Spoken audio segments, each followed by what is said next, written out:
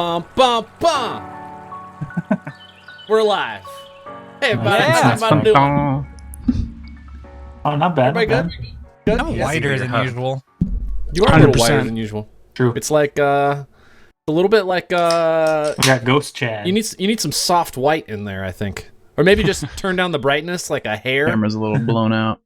It's the problem. It's that Google Docs doesn't have a dark mode. That's totally problem. I usually put the Google Doc as little as I can make it manageable on the To screen. Squeeze it. Yeah. To make it feel like that. not super bright. Might be able to. Oh shit! I just closed it. Frank, the roof of your room looks awesome. Beautiful. It's My yeah, monitor- That's a my main monitor. roof. Give me a second. Maina. yeah, dude. Yeah, dude. Frank built that himself. I wonder if Once he did a again, roll. this house was built as a temporary house. Why they made it with steepled roofs, I don't know. Yeah, hey, temporary, like 200 years. everybody, welcome back to the Forecast, episode 148. Better. Forecast, a bi-weekly podcast streamed on Thursdays, released on YouTube, and podcast on Fridays. We're a community of people who love exploring and discussing all kinds of things from video games and board games to film and TV to our everyday life experiences. If you'd like to know more about what we do, you can follow us at facebook.com/HorizonFB, or you can come hang out in our Discord channel, or you can check out our website, WeAreTheHorizon.com, where we have a ton of original content for you to browse through. In fact, if you want to go watch something cool, Discord and Signal, we're on book 3 of First AP. Very excited. We got a new character about to join us, so that's fun. We're very excited about that. Additionally, everything we talk about is in our cast notes, which is pushed out to whatever podcasting app you are using. I am Aaron, joined by a couple of additional peeps. Caleb, That's me. Alex, Hello. Chad, What to do? Owen, Hello, guys, gals, and non-binary pals. and Frank. Greetings, programs. That's good. That's good. Hey, All right. so are like you and the micro machine guy like best friends, or you just practice talking really fast on that stuff? I just practice talking really fast all the time. I just say the same thing every You're week. doing great. Every other week. He's been saying they had the faster same every week. thing. Yeah, Like, it's. how long have you done the podcast now? I mean, So 6 years. So slightly off topic, but in regards to Already. discussions or arguments with your wife, like how quick do those go by? Like, is that just in a blink. you're just like you're like "Ha!" and then you're sleeping on the couch for a few days. Yeah, exactly. Off the top, let's talk about a couple things real quick. Number one, most importantly, a big group of us are participating in Extra Life United this week. Next week, I guess. If you get a chance, come watch. I think we'll be streaming things. I don't know. We haven't really talked about it, but we are participating to try and raise some extra money for Extra Life at the end of the year when we do our 24-hour stream. We're going to be playing some Pokemon Unite. We're going to be playing maybe some Halo Infinite. Kind of depends. Some Mario Kart. I will definitely be doing some Halo Infinite. Some Fall Guys, and then I think a few of us are going to participate in the mousepad design. Alex, Yeah. are you gonna I don't design know about that. I'm not a designer. So make sure you check that out. That's happening on Wednesday and Thursday of next week. That is the 13th and 14th, I think. So tune in for that. We'll be online. Also, our segment, real quick. Alex, are you going to do the list this week, Yeah. or do you want me to do it? You want to do an Aaron segment, but do the list yourself? I refuse to allow Alex to do a list when his is just a moment of silence. That's true. All right, I'll do Listen, the list. didn't I His start moment the of list silence, how stuff terrible this before list is. Aaron? I don't think so. And then Aaron stole it as his I'm pretty segment? sure one time you said, honestly, guys, didn't I start the podcast before Aaron? No. And I then did we all not say had to that. remind you that you weren't on the first episode. Technically, I was. though. Checkmate. Yeah, On the technically first you were. episode, huh? All right. The so here's first what one we're gonna never went out.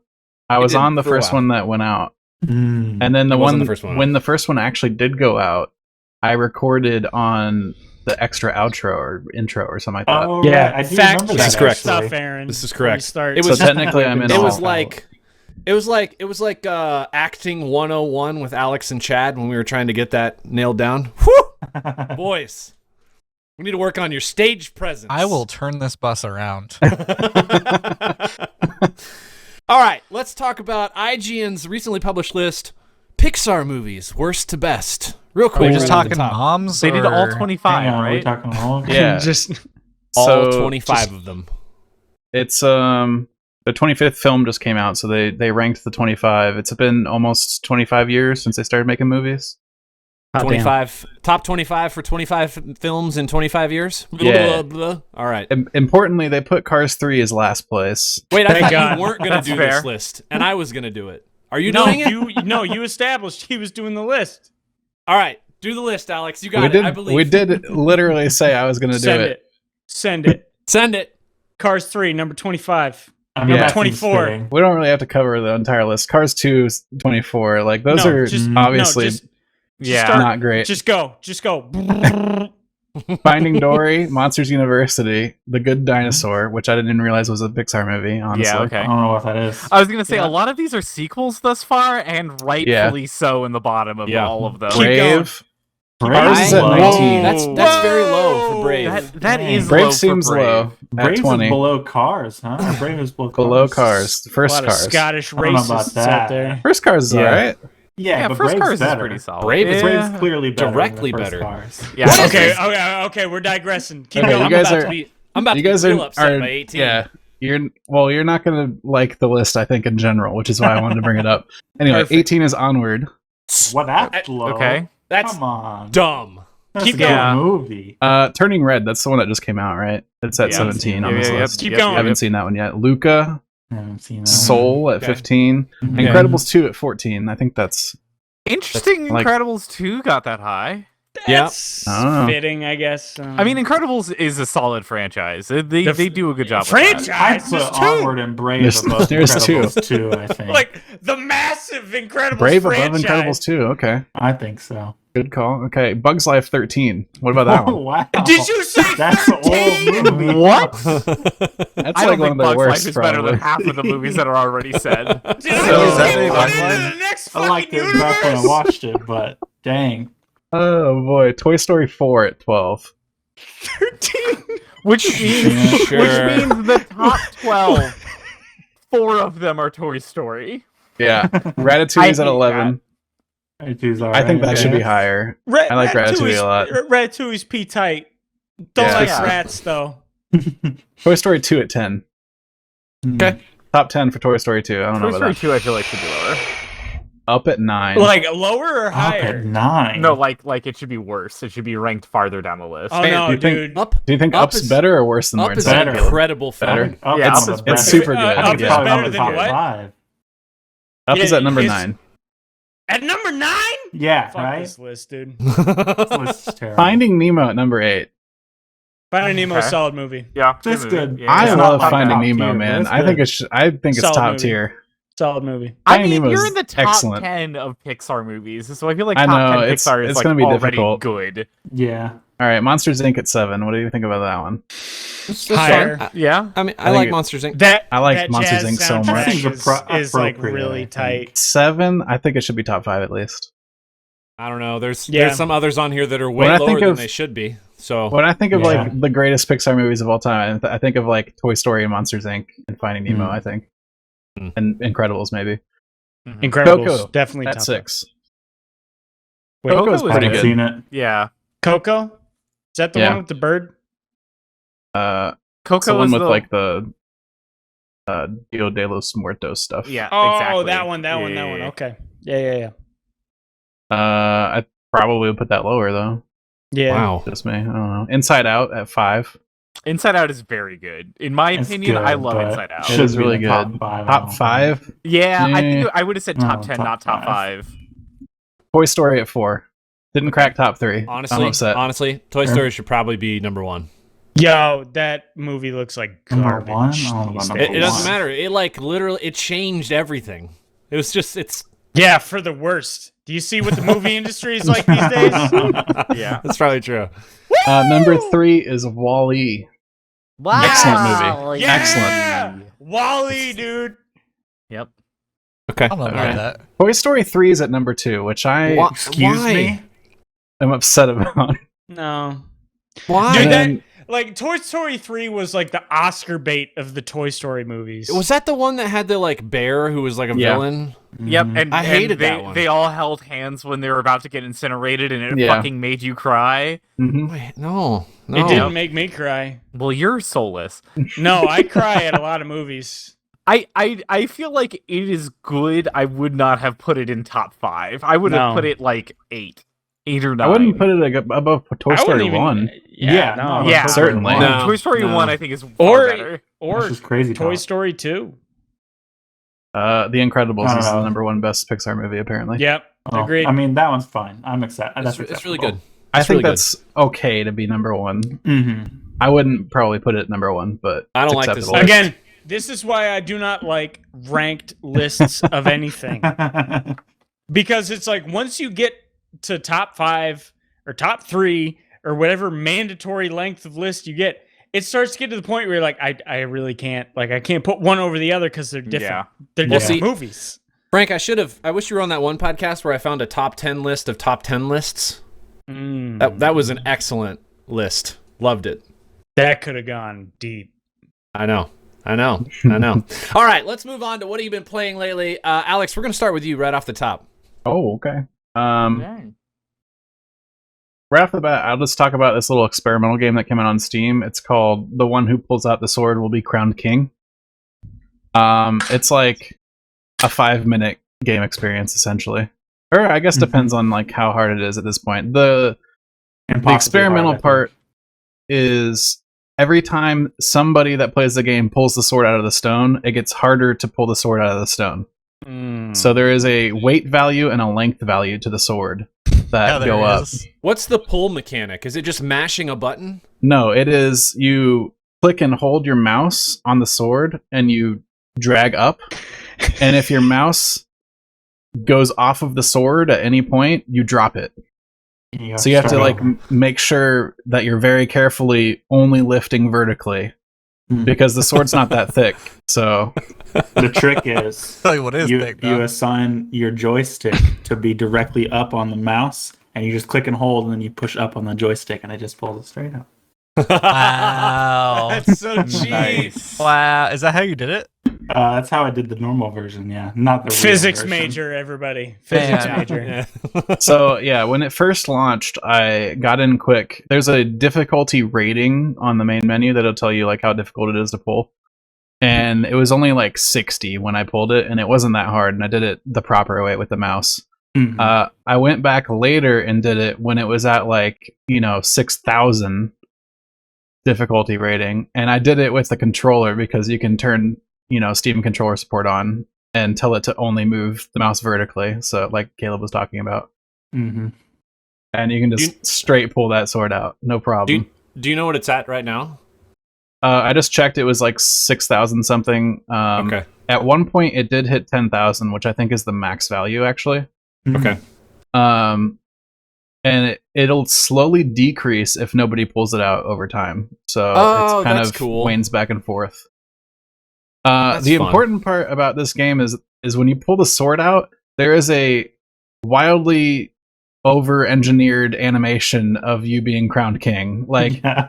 Like you pull the sword out and then you turn around and there's 2 guards and they have like a chariot for you, and you get in and then you get pulled through the castle like town grounds and everybody's cheering and there's like confetti, and then you go meet the king and he passes his crown to you, and then they execute the old king right in front of you. Man. Yeah. And then you walk into the Damn. castle and like Damn. the your Steam avatar is used as like a portrait in the castle, and they take down the old one, they're putting up yours. And then you marry like the princess, I guess. And then you guys rush up to the balcony and you get to wave to all your people. And then you dive off of the balcony and crowd surf through the town. And then the credits roll. That's It is awesome. ridiculous. That is, and tell me if I'm wrong, but the entire game is focused on just like basically a clearing amongst trees with a big stone and a sword Yeah. sitting in the middle, and that is Mhm. it. That's Until it. you pour the sword out. Until you pull the sword out, and then you get to do all that. That is And incredible. the song is a banger too. That they play. Bang. Really? It's so good. Slaps. Yeah. So that was an interesting little game. You can go try to get your achievements. The only people that'll get the achievements are the ones that manage to pull the sword out. The way you've So. described the game, it makes me think back to when Dad used to play golf and he on the computer, and he'd have Yeah. like the notepad or like the custom made Oh yeah, long I actually tried that a little like bit. thing next to his mouse to where he could like Oh, make sure yeah. he doesn't cut it. I actually Like, tried, I tried that, that too. but my mouse is like shaped to where it goes to the side if you put it flush against a flat edge, Right. so it doesn't work. What? Like there's like the curve of the mouse Oh, like causes it to not go straight up and down when you put it against a flat edge. What kind of mouse is Literally that? everybody have. Is This this all glorious? I think everybody has a glorious at this But point. that's the D this though, is- right? Yeah, this is a Model there D you go, the right Model here. D. There you go. I Owen. don't, Frank's I got a don't D. think I Caleb, can- you got a D? Nah. Oh. Anybody Oh. want to pull Owen with the Corsair. my Looks glorious Corsair, D from yeah. the stone? Gotta have a wireless. Its weight 10,000. Alright, my Corsair Pro. 10,000. The other thing I played is I finished the rest of Tunic, and then I also finished the true ending of Tunic. Yeah. And I want to talk about some things in Tunic. Let's talk about Tunic. First of all, so I want to describe. I think there's 3 levels of puzzle in Tunic, right?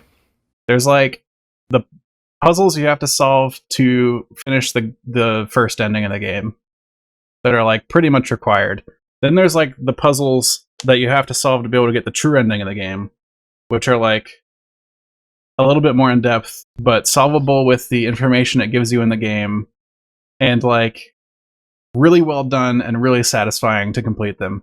And then I think there's a 3rd level of puzzle, which is like insane people on the internet will go try to dig in and discover the Yep. answers to those puzzles, Yep. right?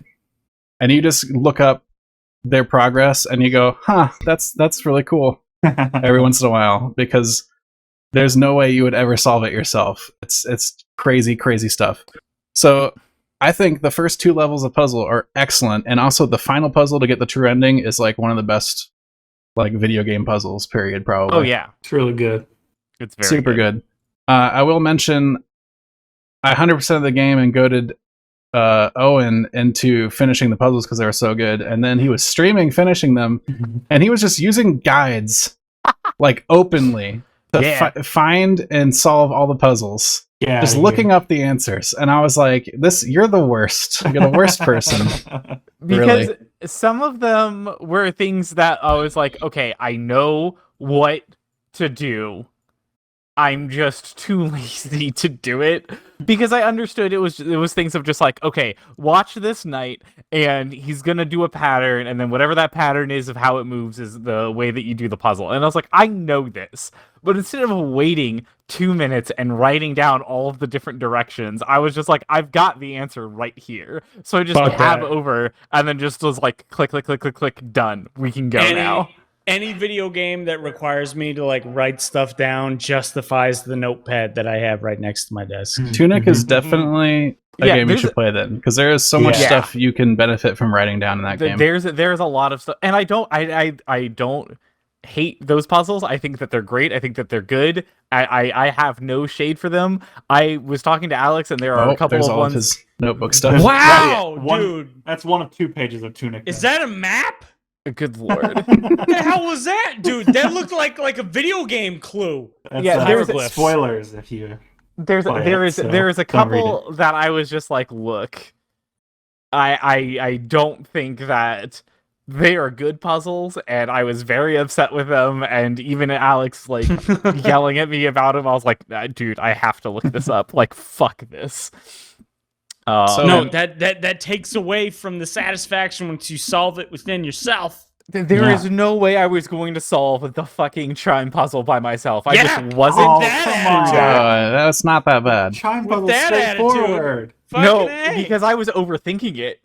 Because I was trying to figure out like the note to like the play the chime as if it was an instrument, and then play the chime in a way to make it copy what was going on. It was too much. I was overthinking. I was way overthinking what needed to be done on that puzzle. I want to talk. So I mentioned the 3 levels of puzzle that I think there are in the game. I want to talk about the 3rd levels of puzzles, because Yeah. I don't find them to be spoilers if I talk about them, because you're never going to solve them. yourself. Yep. And Yep. they also don't Is it- necessarily just- relate to the puzzles in the game that are solvable. Mhm. It's just like community level puzzle solving. It is like mechanics. ARG level stuff. Like most Yeah. of it's So outside the game. It's like when people solved the last dirt puzzle where they went and dug up that box, and then you know what I'm talking about. And then in 100 years they'll meet some guy underneath the Eiffel Tower in Paris. Have you never heard of this? like the racing I game? don't know what you're talking about. Hold like on. dirt? I'll look it up. Just keep talking. Okay. I'll look it up. So there's a couple of cool things. So first of all, there's like this runic language throughout the game, which when you first look at it, you're probably like, oh, it's just like flavor. It like adds to like the style of the game. No, that's a translatable language which people have broken. Which I have looked at how to do that, and it makes no fucking sense to me. I have It's tried very so complex. hard. Yeah. So there's runes and That's why and it's like linguistics is a profession. Mhm. it's like a hexagon kind of with lines in the middle, and the outside of the hexagon forms vowel sounds and the inside of it forms consonants, and the right side is left empty in case you need to connect it to other like sounds to form a word. And you can read that and decrypt the in-game manual, right?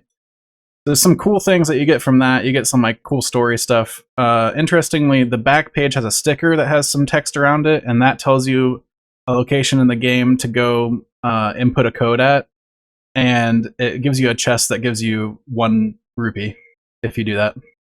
It's like a troll chest. So you do all that work, and it's like nothing.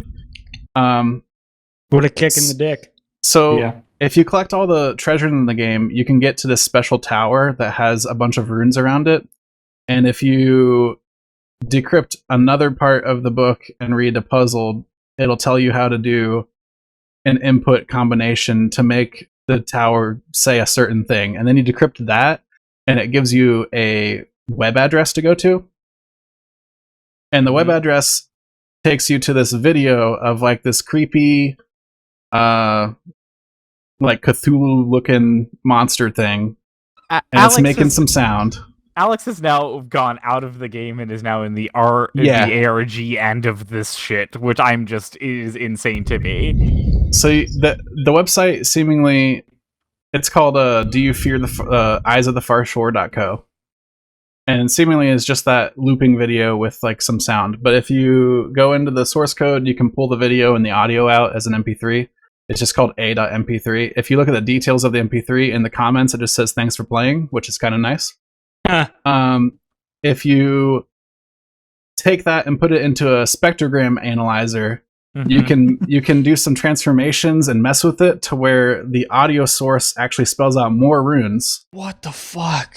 Yep. Yeah. And then you decrypt the runes and it says we are the eyes of the far shore. People don't really know what we're doing with that yet.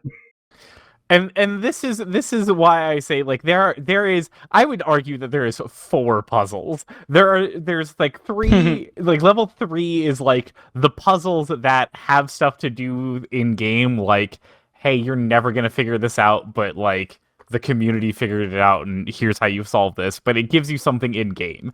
And then there's like the ARG, which is level 4, and Alex is deep into that end of it now. Yeah. So the other crazy thing, which blows my mind even more, is that all aside, you can use the spectrogram with the runes and then relate that somehow to the tones that are played in the audio. And there's a second language in the game that is a musical language. And so there's a bunch of sounds in game that do ascending and descending tones that you can then take and then convert using the information that they got from this MP3 into English language. See, this is how the hit blockbuster film Prometheus started. So people are now assuming that Tunic, the title of the game, is actually a clue in itself that there is a musical language, because there is a runic language and there is a Tunic language. And people are calling the written language Trunic now as a shorthand, and the musical language is called Tunic with an E in the middle, so TUNE. all the Sounds fairies in the wild. game, when you release the fairies are like hidden and like puzzle bound and stuff like that. They make like a special sound. They all say something to you actually if you translate it, and it's Oh usually my God. like things that don't matter, like "Thank you, Fox." "Bye, Fox. Thanks for helping," or something like that. Something cute. But then some of them are like saying things mysterious that they haven't cracked really yet. Like one of them says "more here," and we're like, okay, so is there something about this room that is to do with the ARG, that kind of thing. And then also, I just wanted to mention some of the stuff that the community's done. Somebody wrote a program to convert Trunic to English. You can just enter English, and it'll like, or enter like English language, and it'll just convert it to the runes. Somebody, so the glyph tower, all the runes are in 3D, and you can like walk around in circle, and they kind of rotate. And they were thinking like maybe something to do with that would be part of a puzzle. So somebody wrote a program to like generate runes on the fly and be able to manipulate them in 3D space, because they didn't have a good way to do that outside the game. And it's just getting wild. Also, one of my favorite puzzles in the game will let you get to an area you can't get to normally, right? And I won't mention like how to do that or where it is, but once you're there, you seemingly are only there for one reason, to solve the puzzle that you're trying to solve. But there is a note in the book that will tell you how to spawn certain items in the game.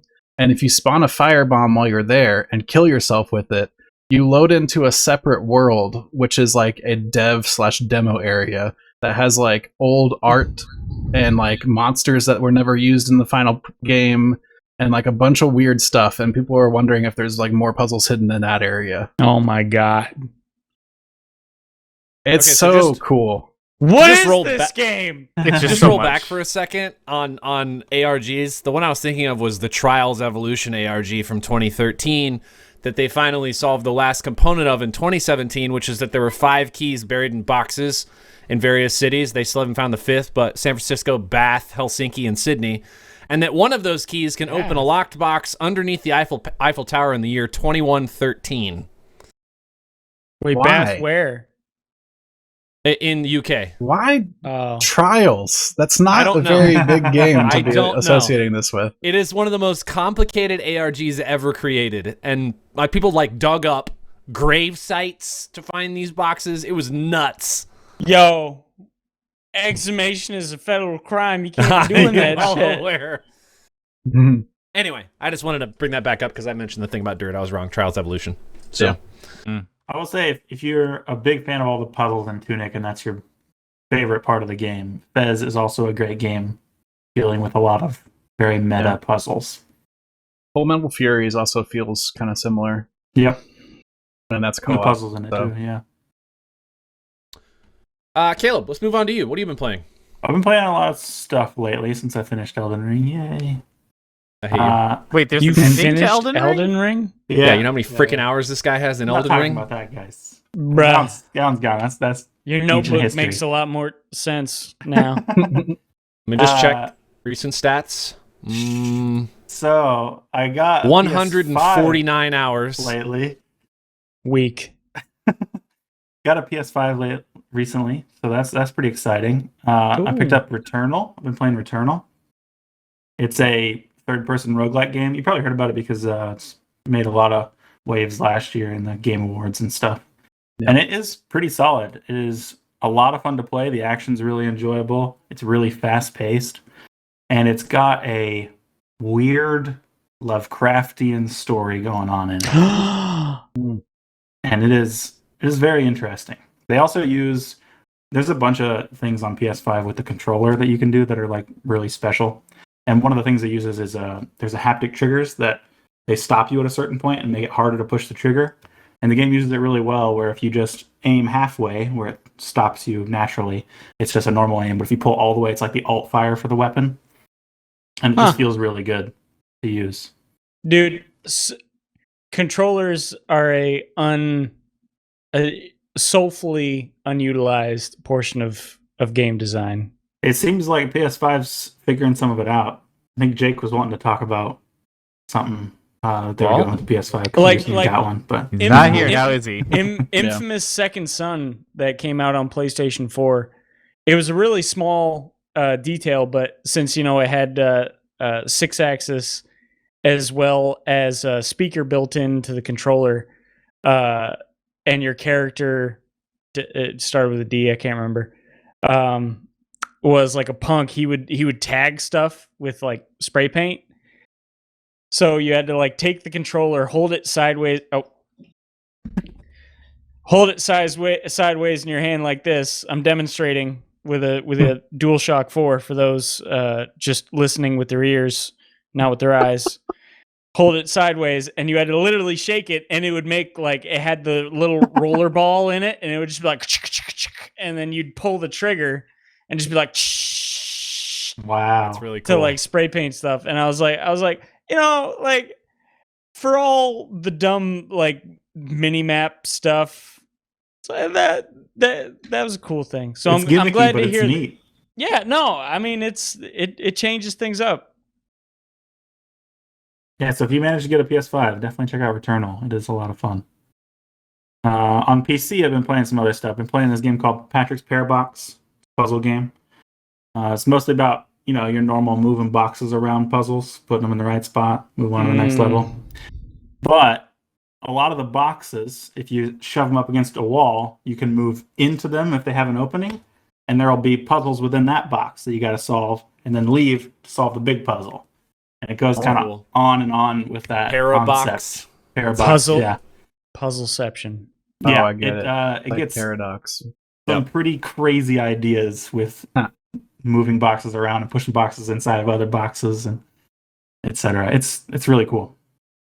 What level of ARG is involved in this puzzle game? As far as I'm aware, not. But I haven't beaten it yet, so who knows.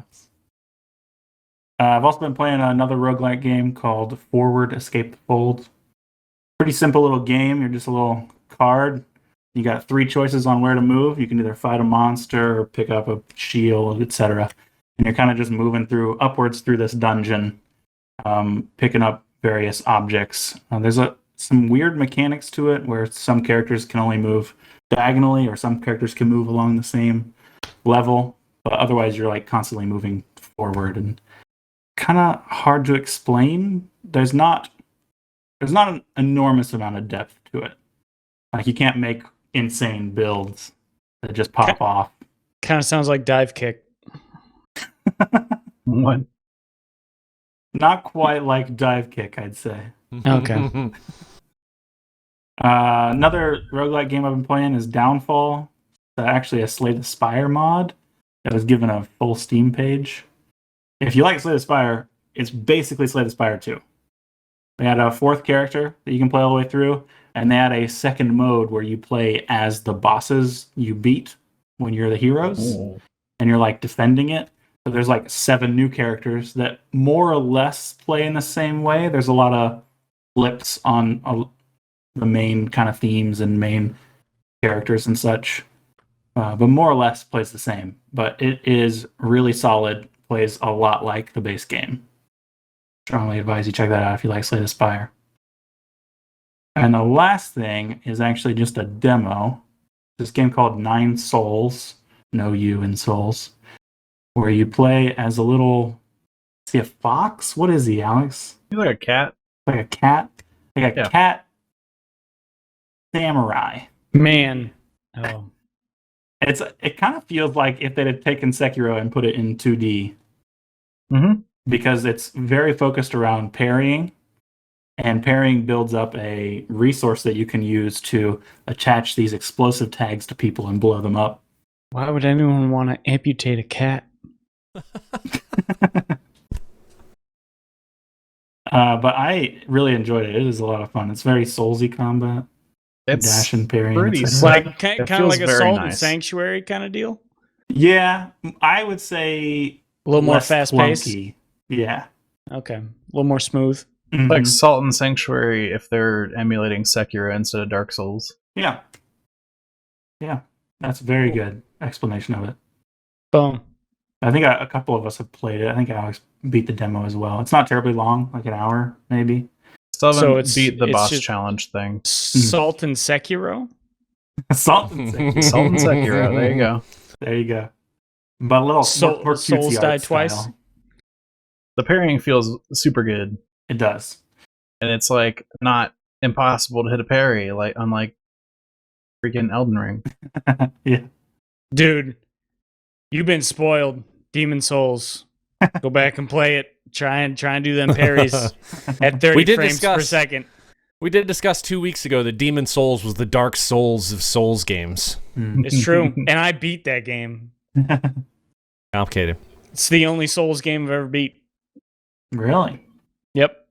Missing out if you haven't played Bloodborne. Well, that's not a Souls game. Oh, that's a Souls game. Get out of here. That's Souls game for children. Get out of here. I'll go next. I've only played 2 games. I'll just quick mention here. I'm still just powering through Elden Ring. I say powering through like it's a grind. It is definitely not. I enjoy every single minute. I can't put it down. I can't play anything else. It's almost depressing how much I can't play anything else. You guys told me about this demo. It's an hour long. I'm like, anytime I'm not playing this or the other game I'm going to mention in a minute, I can't. I'm doing something else. I'm not playing another game. I am yet again blown away by every aspect of this game. I think it is incredible. People who have never played Souls-like games should just pick this up and play it and just walk past the Tree Sentinel and then just explore and have fun. The story is crazy. The threads that you can follow through this game are absolutely wild. I finally started picking up on a lot more of the storyline as I've been playing further. I recently have descended the depths of the capital, which is a very interesting part of this game, so I'm very excited there. Blown away. I've also been picking up a bunch of legendary weapons recently, so I was carrying a heavy axe for about 85 hours of this game, and I have finally changed to something else. Oh wow! So yep, What you got I had now? to go. It's what are you tough, using isn't now? it? It is very tough to swap. But Yeah. legendary, the one thing I will say they did a good job of is they didn't put everything on the same upgrade level or path. They have the, whatever they're called, the other smithing stones, the somber, what are they called? Armor. Yep. Somber Somber smithing stones. stones that upgrade the legendary weapons. I think that's a great idea because then you can maintain your sort of path with your lower tier weapon, but also you can just go play legendary, with legendary weapons. I'm not going to say what I'm using. I found it in a very tall tower at the bottom. Rude. Yeah, I'm not gonna say because it might be a spoiler. Spoilers. Again, blown away by this game. I had a recent boss fight underground, and it was one of the coolest experiences of my time gaming in my life that I can think of. It was just wild. I was blown away. Absolutely What, blown in away. like the first 5 seconds? And you're like, well, there goes 17,000 souls. Yeah. I did actually lose 245,000 souls. Because I launched the game at lunch one day. It might have been earlier this week, and I went to fight the bell, whatever the guy is that tries to get all the bell bearings from you, the bell bearing hunter. But I fought the one in Caelid, and he is so freaking difficult. He is one of the hardest bosses I have fought yet. Who at lunch in the middle of the fucking workday is just like, hey, let's go fight a fucking Elden Ring boss real quick. Let's just knock that out. Well, I wasn't going to fight him. Here's the problem. I had been fighting him the night before. I fought him like 30 or 40 times. It was way too many times. But I had a whole bunch of runes, and I had not spent them. And I thought I'd pick them back up. So I went somewhere else, and I died, and I lost 245,000 runes. Yikes. So that was fun. One negative I'll say about Elden Ring while we're on it. Wow. Maybe temper Hot your take. expectations for the ending, because none of the endings are particularly great. I can tell you that the ending of Kinda Demon short and Souls, whatever. the ending of Demon Souls was the most kind of lame boss fight in the entire game. The boss Honestly, fight for the ending is good. I would It's just feel like the ending cinematics themselves leave a lot to be desired, I think. I don't care about any sort of cryptic fucking poetry that anybody they says plan in any on- of those games. I honestly, I feel like the way this game plays out, because you're just like you're getting stronger and you start dominating things, and then you're just building your power. I mean, your goal is, everybody knows, your goal is to be the Elden Lord. At the end of the game, that's the point of the game. And when you get there, I feel like once you've achieved that, it probably just sucks anyways, because what the heck are you going to do afterwards? So I'm not going to be mad if it's like a really just poor ending. I think the journey's been just... Do you think they're intending to like release DLC that'll make it better? No. Does it feel like They've that? No. released just feels like the ending DLC of the for game. almost every single Souls game. So I have no doubt there will be DLC. But I Yeah. don't think it'll modify You the don't, ending. you don't think really. it'll bolster the end, like add on? No. Oh, I'm okay. not saying the endings are necessarily bad. There's very little substance to them. where can I pay $5 for horse armor? Also, they did buff the horse healing items recently.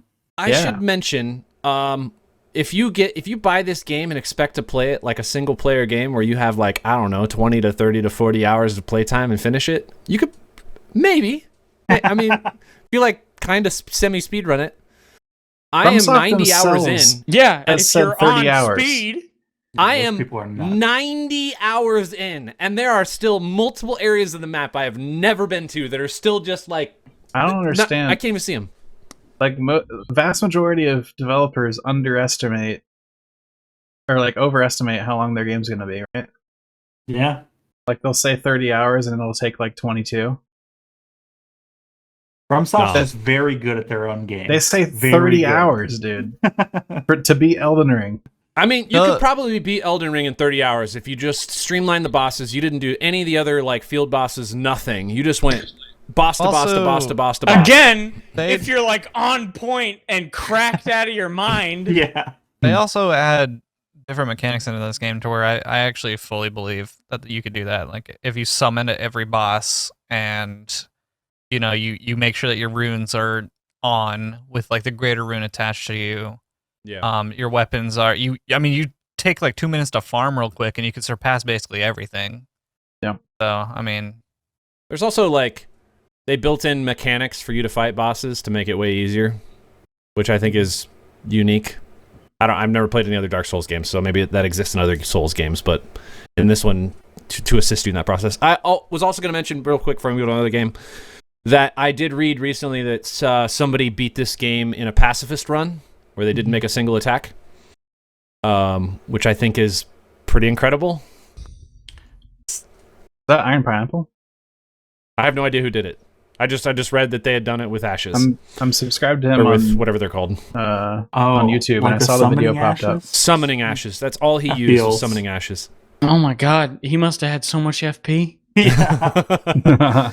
well, the mimic Um, is actually overpowered to where it can take on if you fully they- upgrade it. It could take on They every nerfed boss. the Mimic tier, right? It's still really Even with the good. nerf. Is it? It's still insane. Like it was ridiculous before they nerfed it, but now it's still good. Still really good. My other game I played. We'll talk about this real quick. Alex and I both have been playing this with Derek, and that is Never heard of this Destiny 2: The Witch Queen. For real this Uh, week. actually- is that the new game? They put out a new one? Is that Destiny 3? Yeah. So Destiny who 3, owns totally. Bungie now? Yeah. Microsoft. This week. PlayStation. PlayStation owns them now. This, Again? I will say I read some reviews before we played this game, and multiple people said like this is what Destiny should have been all along. Like Oh. Destiny 2, not original Destiny. Destiny 2 should have been all along. Oh. And I will say with like the mechanics of what we were playing with here, we're doing everything on Legendary for the campaign. I think it feels way more rough, way more complicated. They're bringing mechanics that they have in raids that they don't normally have in just normal campaign that I think are very smart decisions. The storyline is really unique. It really takes Destiny to kind of a new area. Because there's a new area they put in the game. I mean, like And you go there for the it, story. it takes it to a different level. It's just a different. Does Like they changed mechanics to make it feel different. Does it remove content? Did Didn't they vault vault anything anything with this. for this I don't think they did. season? I don't think so. Yeah, I don't think they I did. mean, there's still for like this season. like 2/3 of the game was still removed back Is when Vault they of did Glass still a thing? that. Yeah, they brought it back. I'll Yeah. let it pass. Yeah, I have been absolutely loving this expansion so far. I think the best campaign, without a doubt. Most fun I've had in Destiny, besides like raids, Ooh. essentially. This is like dungeons. I would say for me, it's like raids, dungeons, and then this campaign has just been. This campaign is done like very well. like basically on that level of content, right? Because like Raids, every mission dungeons, crucible, has- trials. Not anymore, dude. For every me, that's mission what it has was. at least like one big like set piece battle that has a banner at the start, so you need to put your banner down to get your heavy and stuff back. It is super difficult. We have to run it like 20 times to get it right. And some of them even have minor mechanics, like not super puzzly mechanics like you'd see in a raid, but like combat encounter mechanics. Like there's a guy that's invulnerable until you go kill the 3 captains in the area, and then you come back and you damage phase the boss until he spawns 3 more, like that sort of thing. And they're always like really well laid out arenas. Yep.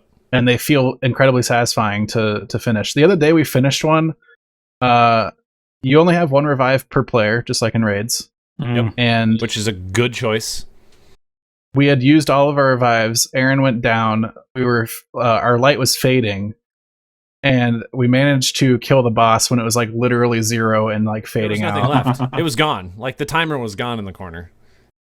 And then it like stopped counting down at the last possible nanosecond, That feels good. and we succeeded. It was Now, great. do you Especially guys when that- understand why 6 years ago I was pushing forward the hails of this game? I understand. I do. Thank you. I think Legendary like, difficulty is like really, really good though. It caps Yeah, your and light that- level also yeah. for each mission, which ensures that you have like the same balance every time you do it, Mm-hmm. no matter if you've power leveled or what. It's sick. It's very good. It's very good. That's cool. Also, Void 3.0's out, which Mm. redoes the Void class to be more like the Stasis class.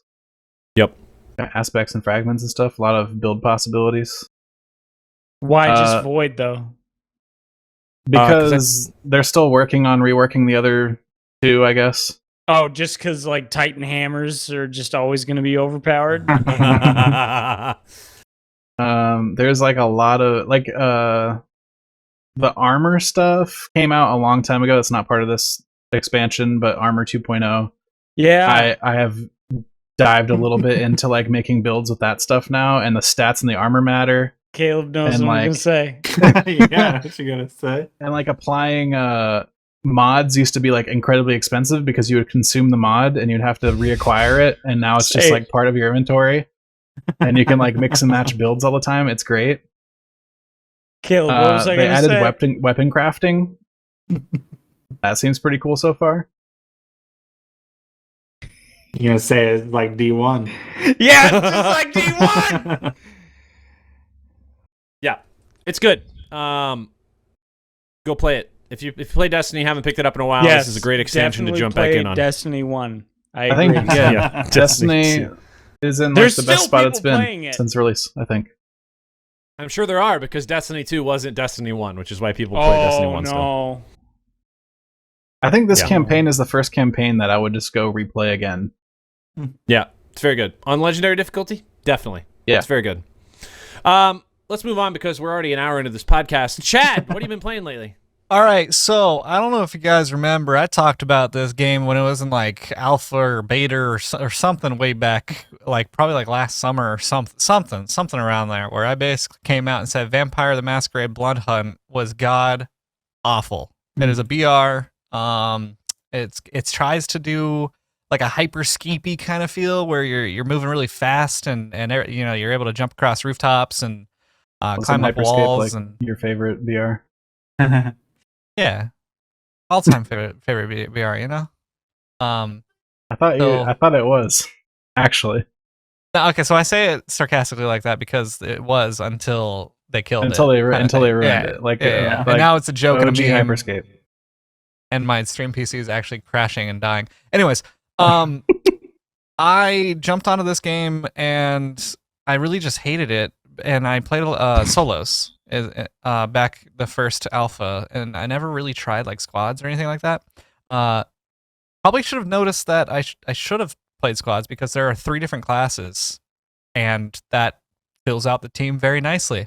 They only recently, with this beta, came out with a 4th class, but it was developed with the idea that you would probably choose one of each different type of character. There's like 2 subclasses for each class, but there is 3 classes basically that you get to choose from. There's one where you can jump really high and slam onto the ground, and it does some damage. And those are your 2 like skills. There's one where you can go invisible if you stand still. That's your passive, and then you can like shoot out some smoke stuff to either track your enemies, or it's like a poison that kind of damages your enemies. Then there's the last class, which is a very movement-based class where you're kind of able to throw out an image of yourself, and it goes pretty quickly, and that image kind of stays in the air for a second, and then you're able to teleport to it. Or there's a secondary one where you are able to kind of like heal your party and stuff like that. So playing this with a squad was a blast. I actually really enjoyed how you're able to heal, like play off each other. The healing is way too long for solos. The putting on shields and putting on the drinking the blood bags and stuff like that, way too long for solos in my opinion. Third parties hit you all the time.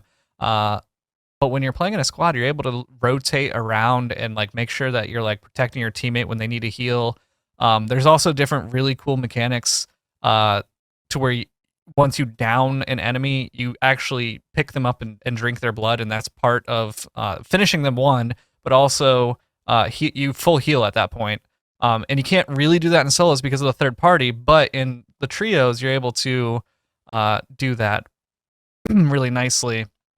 Like I said, play off your teammates. The weapons feel really nice after you get used to them. At first, they feel like they're just not hitting, but once you learn actually how to aim a little bit in that game and find your the guns that you actually really enjoy, maybe don't use an SMG from rooftop to rooftop, get a little closer. The AK is kind of nuts. The revolver is one of the best guns in the game. It's basically Wingman or Riot 1 2.0. Those are the Apex and Hyperscape revolver, respectively. So it's a cool game. I think it'd be cool to. I think it's coming out April 27th. It'd be cool to get a crew together to just kind of try it. No builds in it. Don't like the Fortnite vibe, but no, it's a really cool paced game. The town kind of closes off different sectors instead of like this zone kind of crushing in on you. Yeah, that's all I got. You can. There's like a different mechanic also where you basically go around and you suck the blood of NPCs, which give you different buffs. Like one of them is you heal over time faster, and then another one's like your cooldowns on your abilities are faster, and so you can like pick or choose 3 different buffs each game. Pretty cool. How does it compare to that vampire game that was 4v4 competitive? Nosgoth? That was based off Soul. Yeah, Nosgoth. So fucking good. Soul Reaver. Yeah. I don't want to sit here and say that it feels like Nosgoth because it doesn't. But it is third person. It is a third person shooter, so it has the vibe of Nosgoth, and there's vampires. Man, Nosgoth was just so good, and I miss it every day. Nosgoth, I think, was one of those games that may have adversely affected my lifelong blood pressure. So I also played another game called Nightfall: A Daring Journey. So this game was released on April 1st as Landfall's April Fool's game. And if you don't know who Landfall is, they are the ones that created like Cluster Truck, Tab G, so like totally accurate Battlegrounds or any of the totally accurate I love things. those. Yeah. Yeah. So they came out with this game called Nightfall, which is a duo racing BR. Yeah. I would say. So basically you start off with a horse and you and your partner get on the horse. You're a and knight, by the way. Question.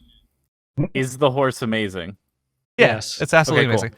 cool. You are a knight with a revolver. Yes. And you Seems legit. when you get on this horse, it the sign in front of you says, "Stay on the road, get to the rows," basically. So and fight players. And so basically, you just take off on the horse and start going down this windy road. And then you start realizing that you could drift on roads. Roads. You can drift on the horse, and the more you drift, it's kind of like Mario Kart, where it gives you a better boost. The longer you drift. Yeah, the longer you drift, the better the boost. You get to towns, you pick up weapons, bandages, bombs, and stuff, and then if you're approaching the town, it'll tell you if there's somebody in it or if it's quiet. And then once you're in the town, it'll tell you if knights are approaching you.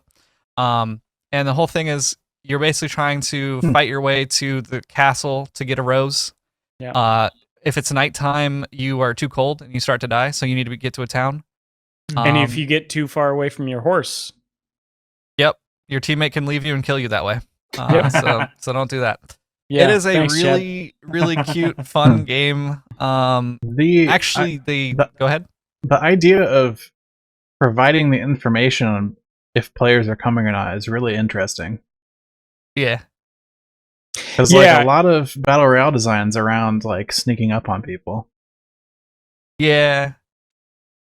It doesn't. I don't think the thing is like you are so static when you're in town as opposed to when you're on a horse, which is essentially moving at like Mach 5. Yeah. That you can just come in screaming. Yep. So, but Chad was able to. So I was Chad's second when we first played this game, and he was able to get me to sign up for it by saying, "Yo, it's this like competitive game with horses that drift, and you're a knight with a revolver." And I was like, A revolver. I'm in. yep. I'm a sucker for revolvers. not swords and spears and bow No. and arrow. Revolver. Oh, but Revolver. you do get a trumpet. Oh. You get Yeah. a trumpet. You Getting get a down with the trumpet. trumpet. Mm. You get a trumpet, a flag, a map. The a map is bomb. great. Yeah. The So map is one of the most unique maps I've seen in a video game. they actually updated it since we played last. I played it again. They made it to where, like the sign I was talking about, that used to be like white outline text. Like there was nothing on that plaque right at the beginning when we started. They actually added colorful text. You can actually read it. It'll tell you how to play the game, pretty much. I think it was a glitch that it wasn't telling you how to play the game. When you're on the horse and you press your map out, down at the bottom left, a minimap pops out. So you can actually see where you're going, and like if you're getting to a town, I actually don't like that. Yeah, I fuck actually really that. did enjoy when you didn't have the map pop out in the bottom, and you had to be off your horse to look at the map because it brings it out like Sea of Thieves maps, and you start just, like, you start your cursor is your like finger, and you have to like drag it across on the map on this like old burnt ass piece of paper. I was Right. hoping it'd be like one person's driving the horse and the other person pulls out the map and has to navigate. that would be cool That'd be too. fun. And then they hold a button, they put the nice. map in front of the person's face that's Yeah. driving. Right. Because the one thing that I will say is that whoever is the passenger on the horse doesn't really have a lot to do. Yeah. Yeah. So How long did they develop this, Chad? 5 weeks, I think they said. Yeah. 5 weeks is $6 to pick up now. They from what Frank said, they were just not going to develop it anymore, but I've seen so many things about how they're going to add custom keybinds.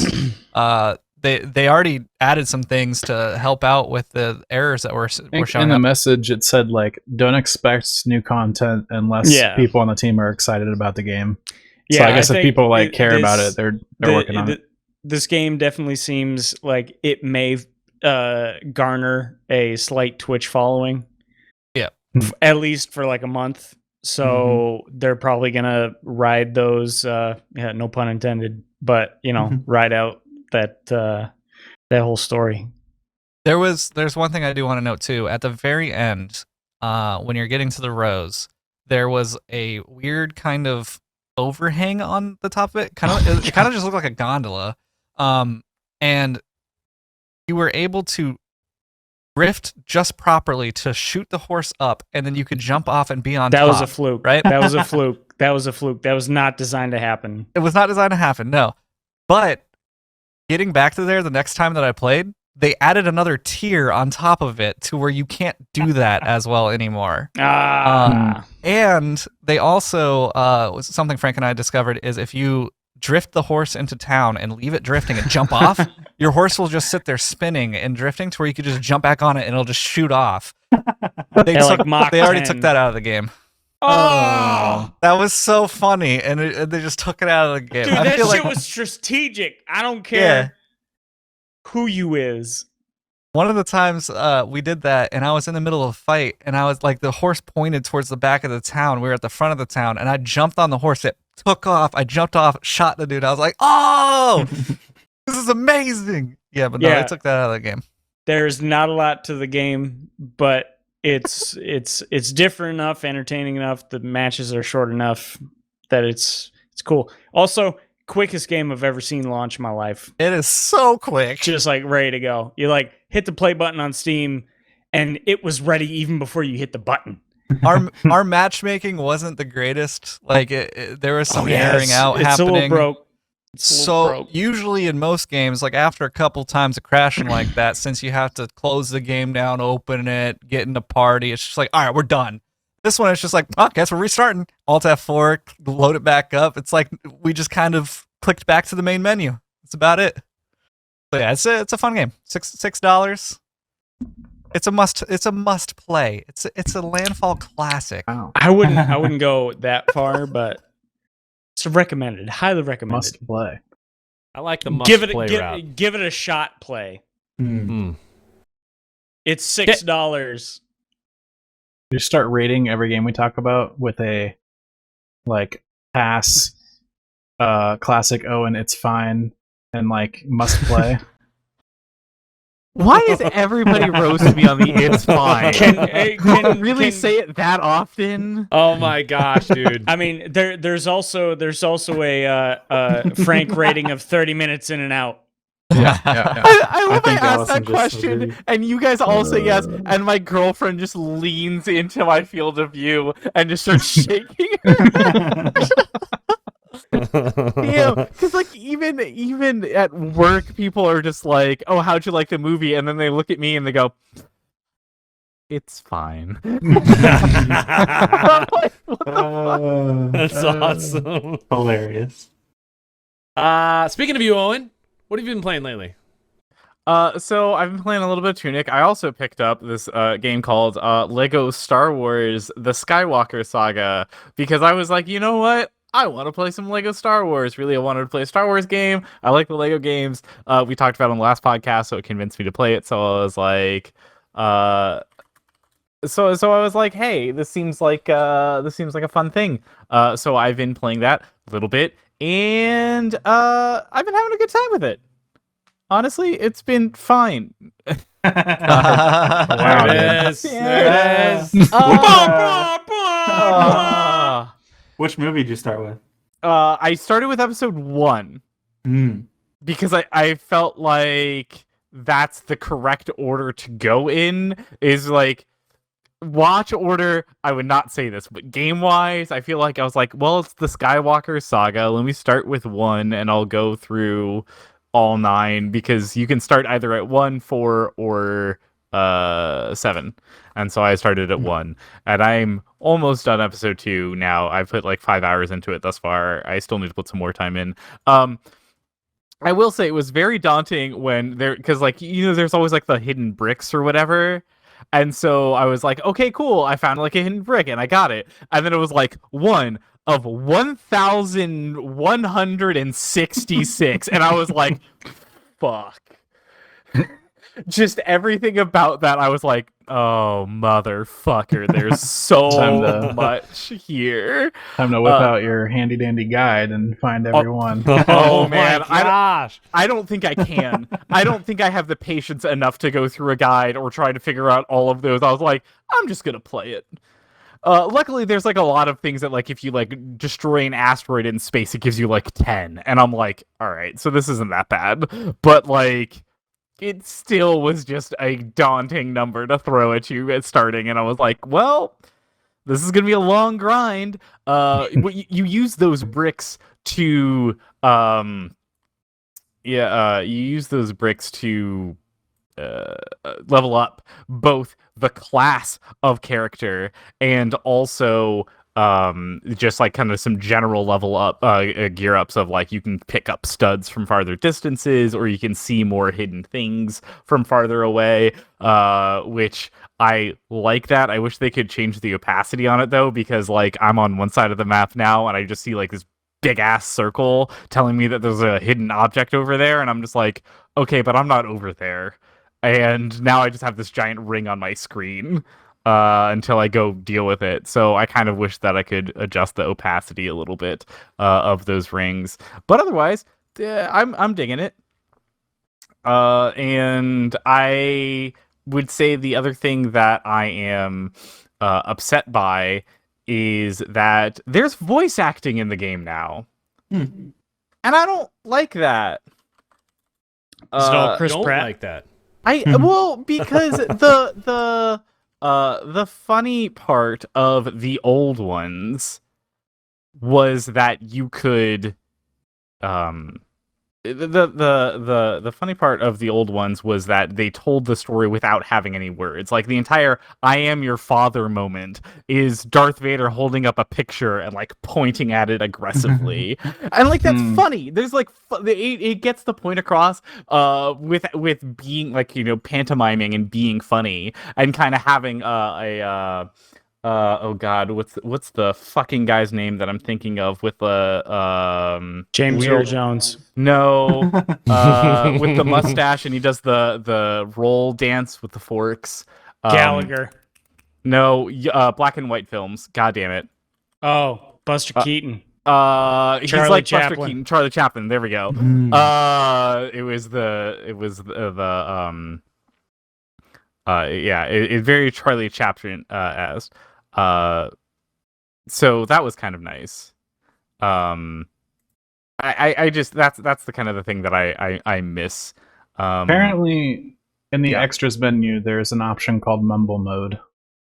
Oh, nice. That will convert it to the old That style, just no voice acting. brings all the Star Wars characters into the Mumble channel. But I don't. A lot of people on a Mumble channel. Luke Yeah. Skywalker entered channel.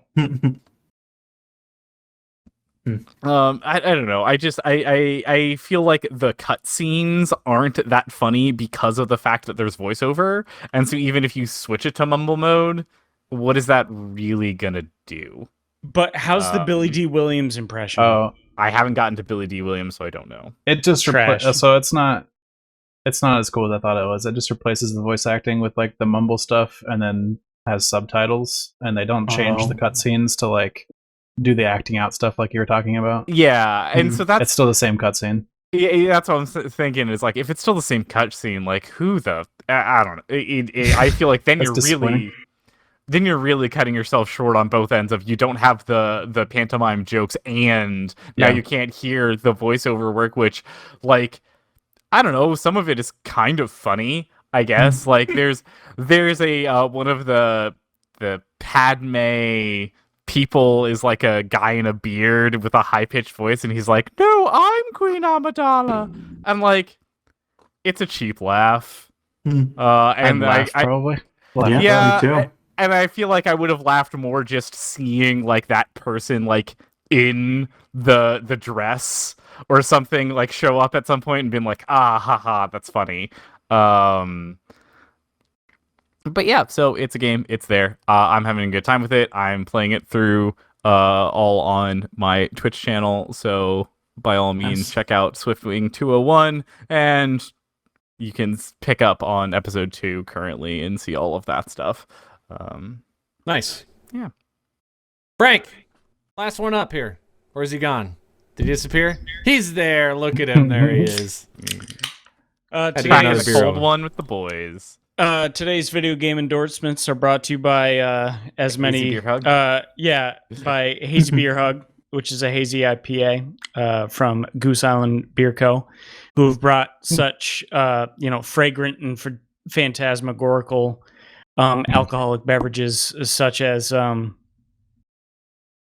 ones. It's 6.8%. It's got a very nice picture of a bear on it. Oh, It's very good. bear hug. I get it. I'm picking up on all the jokes today. Yeah, laying them Proud of down. So since the last time I've been on the podcast, I've played a couple games. Just a few. Just a few. I laid out a couple. I'm not going to dive too deep into many. But the first one that I want to touch on that I fell down a deep dive hole over kind of Christmas break and everything was a game called Satisfactory, which is from Coffee Stain Studios or Productions. One of those. They're the guys that made Goat Simulator and a couple other kind of I guess you could say like cult classic games. Satisfactory is essentially like a 3D equivalent of Factorio, where it's a continually more complex and more demanding way of automating a crafting game. So being with my profession and everything like that, I dove right down the rabbit hole. I have an entire notebook dedicated. I don't have it right here, else I would show the video listeners. But I have about 60 pages of Holy efficiencies crap. and diagrams and different types of outputs and designs.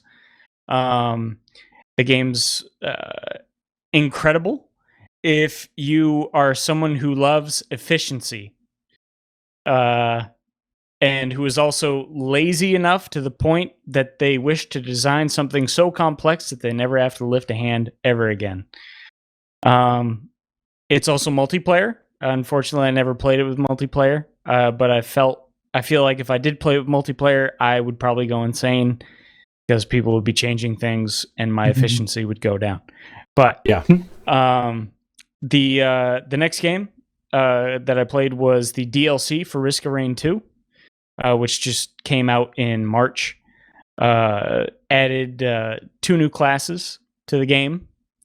And a whole slew of items, as well as some levels, etc. Still a solid game. Even with, I feel like the content is a little light for a game that is over a year old. They qualified it as an expansion, and I call an expansion... I based that off of, Diablo 2 Lords of Destruction, which is an entire other campaign, or StarCraft Brood War, which is an expansion, not DLC. So I felt that it was a little light, but it added a lot to the game, added more boss fights, more secrets, more items. And I mean, overall, I still didn't have any issues with how Risk of Rain 2 played. So, highly recommend if you haven't picked it up. It is a absolutely wonderful game. It's one of those games which I don't often play that don't require much thought. So it's a good kind of shoot the shit kind of game. Next one that I was playing goes into the realm of virtual reality, which is a game called After the Fall. The way that I would describe it is Left 4 Dead in virtual reality. Essentially, yeah. That sounds fun. And that's about it. I mean, it sounds really simplistic, but I do think that it makes horde mode gameplay just slightly more meaningful, where you're getting swarmed and all these people are like moving towards you and you can actually see them. They're in front of you. Also, when you're just like doming a whole bunch of people and going John Wick on all these weird ice zombies, you feel very good. Alex many times was like, "What the heck, dude?" And I was like, "I don't know. I'm just cresting right now. Like I can just see the code. I don't have to look. I just shoot." And it's good when you can get the feel down, because aiming down sights in VR is not the best experience. Yes. And once you get like the feel of the gun and you can aim it just by pointing, it's a lot better. And the one thing that I will say that for a VR game, one detail that they did have is that they have easy reloading and hard reloading. There is no game benefit to either, except for the easy mode is essentially like you hit a button and it's just like the old arcade games with light guns where you move it to the bottom of the screen, or in this case in VR, your chest, and the gun is reloaded and you're good to go. Whereas like hard Lame. is you drop the clip and then you have to reach into your chest with your other hand, you pull it out, you pop it in, you rack the slide, and then you're Cool. you're ready to go. And it adds just a little bit of that like dexterity. As a dexterous human being as I am, I appreciate that extra challenge in being able to nail that stuff. It's also like people are getting close to you and you run out of ammo. It's bad. Yeah, because you're like, You gotta try to figure out how to reload that gun fast. Yeah. That's why making it muscle memory is really good. That's it's cool four stuff. It's 4 players. It's solid. It's solid net code. There's some level progression. Some like pretty good boss stuff. That one boss we fights. fought was hard. Yeah, that boss fight was very interesting. Very difficult. Mostly I just beat, like the Left 4 Dead, like start at a location, get to a safe room sort of setup. Yep. Teleport style movement, or either. You can do either. Yeah. Yeah, You can do, they you can have do stick or teleport. Teleport, dash, whatever you want. So that supports 4 players. I'd be keen to find out what it's like with 4 real players to see, what that game can do. we can try it sometime. Next one that I tried goes back to the realm of 30 minutes in and out, which is called a game called Ready or Not. This game is in early access. The cop game, right? Yes, it is. Yes, the police simulator. Essentially, the spiritual successor to the SWAT games from back in the days of Windows 98 and Windows XP. It is a relatively slow game, and yet still chaotic. It's slow till it's not, and then it's And then it's on. chaos.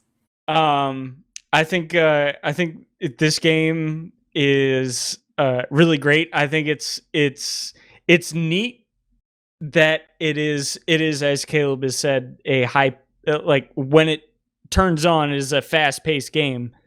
But on the whole, you're supposed to approach it kind of slowly, take your time, look at targets. You're essentially a police officer in the American Police Department. I don't know which state, but take your pick. Where, you have to apprehend suspects. You have to tell people to get down. You have to tell people that you're police before you start shooting. Alex. And I usually told him. No, that is not the case. But it was a great social experiment, and it was interesting to see that all of us, none of us should be police officers without further training. Last of all, having over 500 hours in Arma, I have done some urban clearing, and I was also slightly tilted by the level of sort of, I don't know, uniform kind of focus as far as breaching a room. There was one guy in a room one time that had, I think, 4 doors, and all 5 of us went into the room, and all 5 but 1, which was me, was just looking at the guy that was kneeling on the floor complying. And it was like, look at the other doors. And then lo and behold, they, like, 2 of them kicked in and like half of us got annihilated. So definitely neat game, good sound design. Recommend it if you're into that sort of simulator deal. And then the last that I had on there is another sort of battle royale game called Hunt Showdown. I think we've talked about it on the podcast before. But they got an event going on. I recently dove back into it. It's a battle royale sent in the Louisiana Bayou in the 1860s, pretty much right after the Civil War, where some strange disease has gotten out and turned all these people into zombies. So it's a PvEVP game.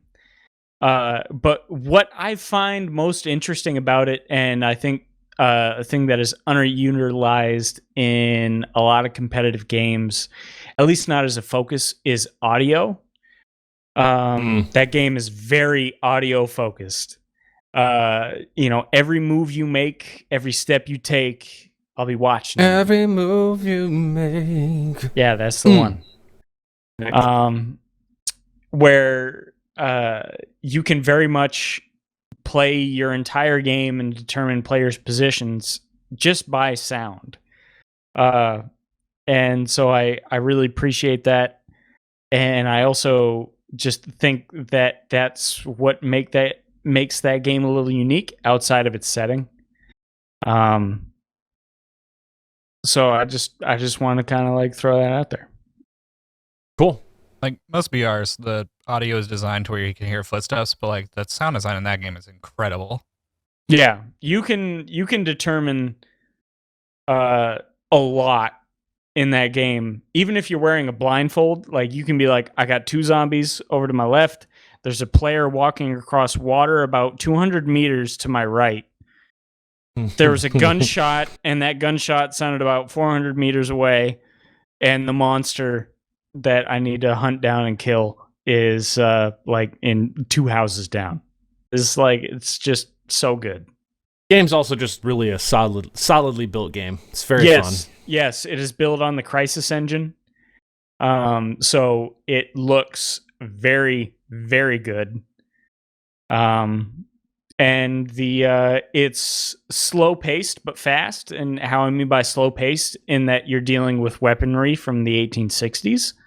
So it's a lot of manual reloading. It's a lot of cocking of hammers and racking of levers and pumping of pumps. So when you're pumping and you're pumping and you're pumping, dude, you start going deaf. There's actually like the sound just starts closing on you and you just can't hear anything. Great. Yep.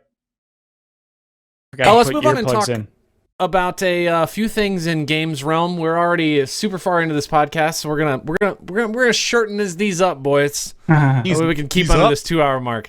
Let's talk about a few games. First and foremost, we're playing Pokemon Unite during our Extra Life United tournament time. There will be a group of 5 of us playing. Classic. We haven't played this game in a while, but we all picked it up for some practice because we needed it. What was it, Mainly 273 days, I think it said when we came back in? It's the first time I played it. Yeah, but you're just naturally good at video games. I'm not. I only had like 199 days since I last Caleb's played. a freak of nature. Yeah, he is. It's kind of weird. Thanks. Game still really it performs well. If aside from the menu issues and navigating the game until you get in the game, It is so awful. it's very fun to play. It's a 5v5 MOBA essentially, and there's basically 2 lanes in a jungle. You play as a bunch of Pokemon. They've been releasing new Pokemon ever since they launched the game. I think they actually just released a new one, or they're about to. Is that ice cream cone in it? Not yet. Oh. After you got off, Aaron, I know what you're Uninstall. talking about, though. One out of 5. after you got off, we were just in Mumble, just casually chatting. I spent probably a good 10-15 minutes. It was a going solid through 15. It was a solid 15. Figuring and collecting all of the red dots all over the menus. It took me a solid 10-15 minutes to actually claim and everything and all the menus in that game. It was ridiculous. And then we were just chatting, and at some point I was like, okay, I just have to let you guys know I've been claiming my stuff the entire time we've been talking, and I've just now finally got rid of all the red dots. So when you say red dots, you mean that hey, this is something new. Yeah. Okay. There's like a red dot on a menu item that's like, hey, there's something for you to claim or some new thing in this menu that you need to look at.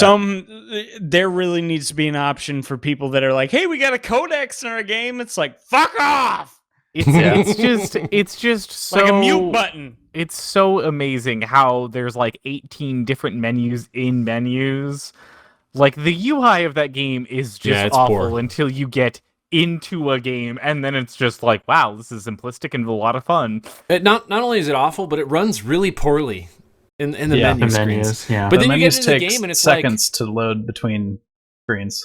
That's great. Also, in the menus, you can't use touch controls, so you got to scroll from one menu to the next to get to the things you want to claim. And usually it's like halfway down, and each one has to load when you move There's to it. Literally one of the claim screens that it brought up said touch the screen to close on it. And you can't. You can because really it's tell. released also on mobile. Freaking Chad. You can really tell. Chad. Cat is like, you will love me whether you want to or not. He's like, yo, talk about Pokemon, I'm your Pokemon, motherfucker. You can really tell that there was two teams that designed that game. The UI team and then the actual gameplay team. Yeah, the UI team was like all interns, it sounds like. I think our team comp is doing pretty well, at least versus people that were playing at random, not tournament people necessarily, but we've been having pretty good success. Hopefully we'll place well in the tournament. Well, tournament make some money. I was going to say tournament signups is over, right? We can see who we're actually going against, and last we checked there was only 4 teams including us. I think signups are open to like the 12th or something. Oh, right? maybe it's just 12th. I'm sorry. Yo, how's Mudkip? Not in the game. Why the fuck are we they talking just added about it then? Azumeral today, so we'll have to check that out and see what's going on. Yeah. Whatever happened See a ball form of Whatever happened to Squirtle, dude? Squirtle's in there. There are currently 5 teams in our bracket. Mudkip? Wow, 5 teams. 5 teams, and we have a bye for round 1, so we'll be in the semifinals automatically. Hell yeah! That's why you sign up early, boys. And how much are you guys going to raise for this event?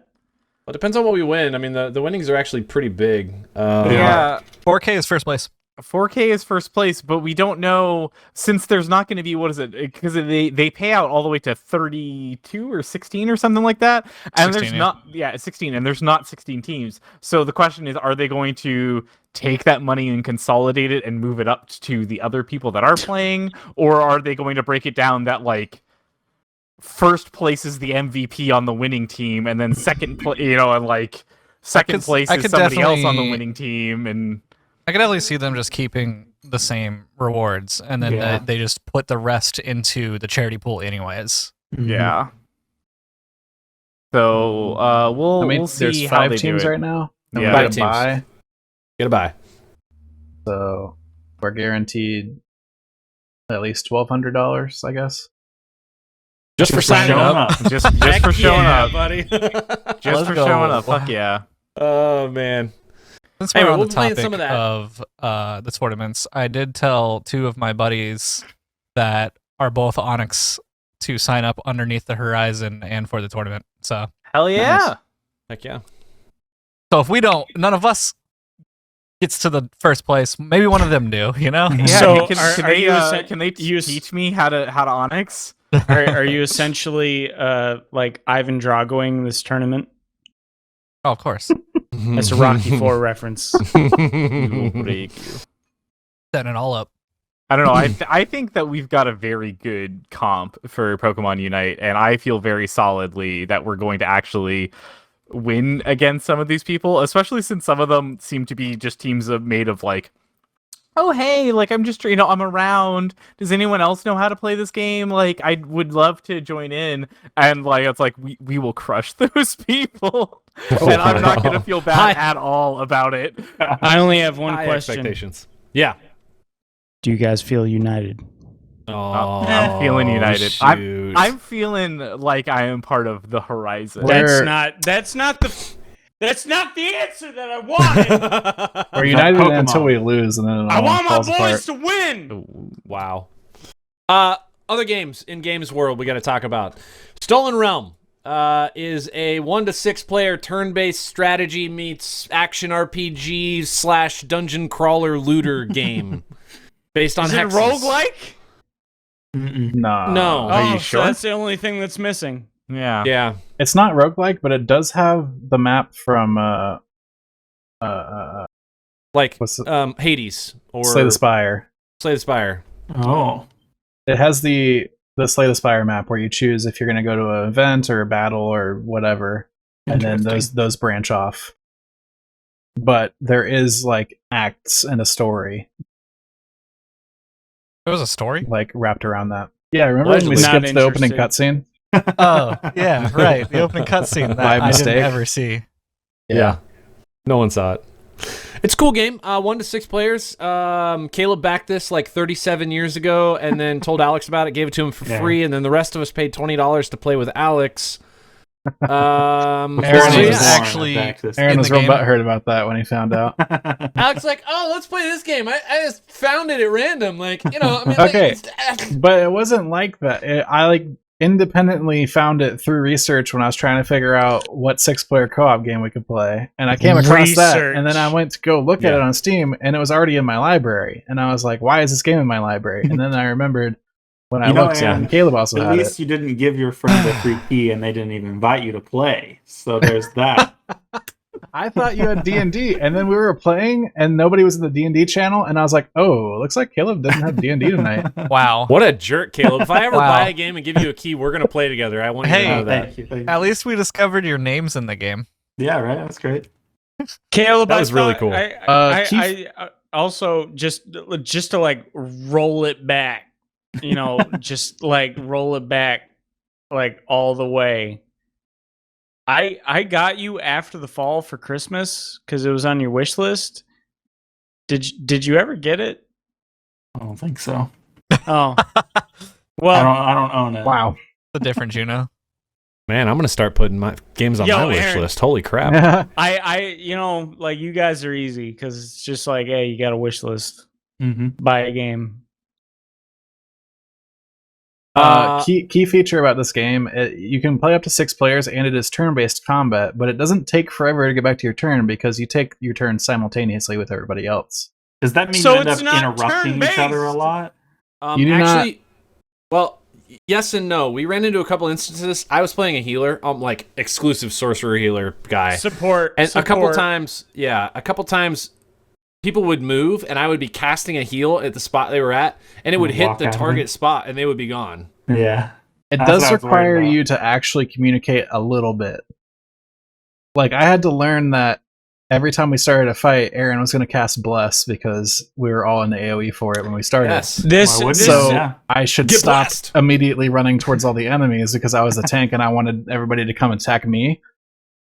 I should wait for sounds- Bless before I go. this sounds like a 30 minutes in and out kind of game It's very cool. with the I mean, level of communication. there's like 8 skill trees, and you can mix and match from each skill tree as much as you want. The possibilities for builds seems pretty cool. I feel like it's a lot less dense than if you went and played something like Divinity Original Sin. It is way more focused on just yeah, fight and get Mhm. gear. There's like, Divinity Original Sin 1 or 2?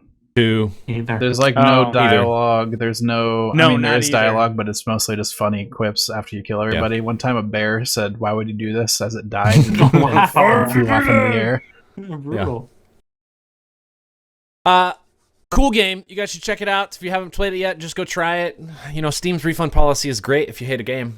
It Tell is us still everybody, early it's- access, but it seems like there's a ton of content in there, right? Yeah. Has their policy changed? Because as far as Nope. I understand, it's within 24 Two- hours of purchase, less Nope. than 2 weeks of purchase 2 weeks of or purchase. 2 2 weeks of 2 hours purchase. of playing. 2 hours of playing. Okay. Yeah. Mhm. All right. Or if you get lucky enough, you could get Battlefield 2077 refund.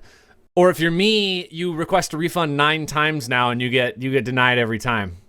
You There's just own that. the game now. It's There's it's that. over. I just permanently own the game. I'm so Wait, angry the new about it. battle. So the new Battlefield game turned out to not be Garbage. so It great. is one of the worst reviewed games of all time on Steam. Like Wow. bottom Hey. 5. Yo, Alex, you remember And that it's time not where Halo, where which you is were like, impressive. this is gonna be it. This is gonna be it. This is gonna it's gonna Dude, bring Battlefield man, back. Damn. Me made and, me watch and a lot of and- other and- And you people. were like, just watch the trailer. And I'm like, I don't give a shit about the trailer. Me Of and course so they're many gonna other make it people look like banging. thought it was going to be like the classic experience. They're going back to Nope. Modern Warfare. They're in the promotional stuff. They were comparing a lot of stuff to like Battlefield 3 and 4. So it looked like it was going back to that style, and it didn't quite pan out. I'll say. Shocker. 30 minutes in and out. 30 minutes in and out. Last but not least, Games Realm. Tiny Tina's Wonderlands. Wonderlands? Wonderland. Which one Wonderlands. is it? Wonderlands. Wonderlands. Wonderlands. More than one Wonderland. This is a spin-off Borderlands game, essentially. They switched up some things. It's so You- weird. You don't have grenades anymore. You have spells instead because you're basically in like D&D world. Bunkers and badasses. Yeah, and it's basically expanding the Borderlands 2 Tiny Tina DLC to be like its own full game. Do they actually work like spells, or are they just fake Yes. grenades? No, they Yeah, work like they spells. work like spells. Yeah, I mean, Good, you've got like a shoot a fireball. You've got like cast a slowing aura around you. Meteor You've storm. got, meteor storm. Yeah, electricity stuff like. Charge up and snap your fingers and light things on fire. Roy Yeah. Mustang style. You get a lot of them, and you can switch them out whenever you want. Unless you're playing the spell shot, you can only use one at a time. But How many it classes are encourages. There's 6 classes, I think, right? Seems about right. Yeah. That sounds right. They all are pretty different and focus on different things. Melee seems like it's a bigger thing in this game than Mhm. Borderlands. You have a playing dedicated the- melee weapon. Yep. Playing the Berserker does Berserker. cold damage. And you get to spin to win with that guy. And to win. Is You it also still get- guns, and more guns? Yeah, Oh, yeah. tons of guns, modifiers, like the normal Borderlands thing. That all that They- game's flow is 100% go through a level, pick up guns, look at inventory, walk 2 more feet, pick up guns, look at inventory, walk 2 more feet, pick up guns, look at inventory. It's They just got like, some like That's just Borderlands in general. they I got feel some like. more like fantasy themed is- weapons. Yeah, that is just all of those types of games. it's so much. They have a lot It's a of lot. like crossbow based stuff Yep. to fit the fantasy theme. Only crossbows though. I haven't like maybe we haven't gotten far enough in, Yeah. but it seems like that's kind of the only trope. It's No funny bows and because they arrows, have no the crossbow trebuchets. stuff, and then they also just have like machine guns, sniper rifles. Right. Like It seems weird. yeah. I mean, Uh, it's cool, but So far, they're doing the Tiny Tina thing pretty well. There's a pretty memorable moment early on where you're approaching Queen Butt Stallion's castle, and then Tiny Tina comes on, and she's like, "Oh yeah, like the skeleton army is actually attacking," and then like an entire army appears, and like trebuchets are firing suddenly, and like. And the skeleton ships they're showing up too, and they like warp in from the sky and like land in the water next to you. That kind of stuff, like changing the world as she sees fit. Mm-hmm. very That's kind dynamic, of fun. very cool. It definitely oh, sorry, go seems it seems a lot more interesting than Borderlands 3. So I was curious about. What I will also say that I haven't said what the fuck is going on more times in a video game within the span of half an hour than playing that game after we got past like the tutorial. Because then something- that shit just took off. Something else that's really cool. I don't know if it's in Borderlands 3. You can choose your difficulty, and it doesn't affect the people around you. Oh yeah, that was That is not a thing in Borderlands 3. Yeah, so I'm playing on like the hardest difficulty, and I can tell because I'm going down left and right, and then everybody around me is like, "Why you down?" That's weird. And we're So also you, playing do you with just Ashley. do less damage than everyone Yeah. else, or yeah. It does like it adjusts your damage output and the damage you take. I think. Yeah. Man, just doing less damage than everybody else in the party for playing on harder difficulty is rough. But it It's just cool though because we're also playing with Ashley, who's not the most experienced video game player, and so Right. she could, if she ever feels like I'm not actually sure if she's playing on the easiest difficulty or not right now, but if she feels she's like not she's getting wrecked, she's then she playing could turn that normal. on. Mm-hmm. Interesting. Yeah, I thought that was a neat thing. I also like that they still continued on the cooperation or coopetition. Oh, yeah.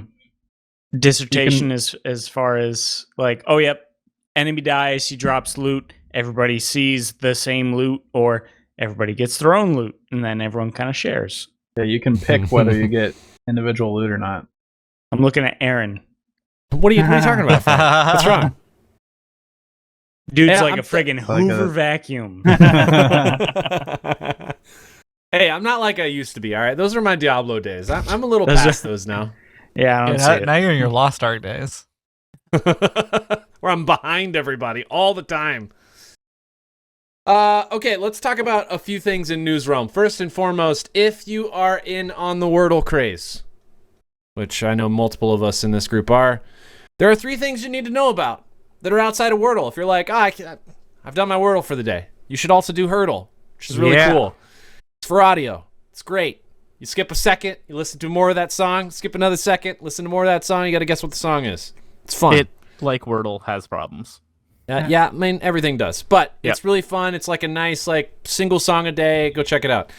You want to go into the film realm of that? You go to frame.wtf, and you go guess a movie. You get 6 frames. Oh. It's incredible. I Frame's love great. it. I got no problems Did you with get- Framed. Did you get it I'll today? win that. I actually haven't done it today. Can you guys link that in the disc? 'Cause Yeah, it's that literally wasn't- right there. It's Framed literally right there. about the WTF. disc. Right. Frame.wtf. It's super fun. Honestly, they do a good job of, if you don't get it, they put a very a very easy to recognize frame as the very last frame in almost every single one that they do. Yeah, they're a couple very days ago they iconic, had the last ones. Yeah, they had Eternal Sunshine of the Spotless Mind, and the last frame of the guess was Jim Carrey, and I don't remember who else is in it, but they're just laying on the ice, and it's like a poster for the movie. Very, very recognizable. Super fun. If you want your Sunshine of the brain to Spotless freaking Mind. melt, if you want it to melt and you want it to hurt, you go play Semantle, Yeah. which is guessing the semantically similar words until you find the right word. Yeah. I don't know if that's the best way to describe that. I Yeah. am so bad at that It's I knew the very solution difficult. because I heard Alex and Caitlin talking about it. I knew the solution, attempted it, finally gave up and said, "What is this?" And it was the solution that I already knew, and I was like, "Wait a second. Ouch." Wow. Those 3 things are cool. I'm sure there are. case sensitive. Yes. Mm-hmm. I'm sure there's more games out there, but these are the 3 to try if you like doing Wordle and you want to try something new. Also in news, between our last podcast and this podcast, Our Place happened. Our Place. We clearly don't need to describe what Our Place is for anybody who would listen to this podcast, but there's some crazy stuff that happened. One of my favorites, the Outer Wilds people. They put up their little Outer Wilds logo. And then at some point they had the sun show up and start going red and bubbly in the background. And then they had it go supernova and it blew up everything in the logo. And then they rebuilt the logo later. Super That's good. cool. That's cool. I mean the fact that the flags were everywhere and Germany just took over so much was interesting. It's France such was an- annoying at the end. They got a huge area in the lower left that they just would Yeah. not. France was Seed. annoying. They would not give They up. took too much area for themselves. Okay, I was also annoyed with the Omori people because they took like 3 separate spots that were like pretty big. Like, give up some area for other people, man. You No. hold on to it. The last Did- night that it was going on, Did Star Trek live through? seems like it. Probably. Well, By the, That's good. nobody lived through really Well, because when they ended it, the last few hours they made it so you could only place a white pixel, and by the time it actually ended, the entire canvas was white. Oh my god, that is cutthroat. giant internet experiment.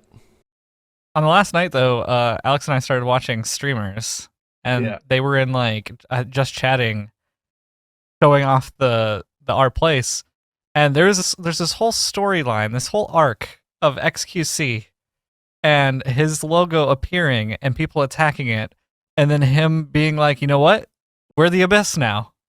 And we are going to literally put black on everything. We're just going to take everything out. And then he started like yelling at his chat to go to different quadrants and start putting black there, where to go. He would like take a screenshot, go into paint, draw where he wanted people to go. Meanwhile, Mizkif was anti-bronies. And so he constantly was attacking the brony. Multiple of them, Ludwig, XQC, Charlie, just...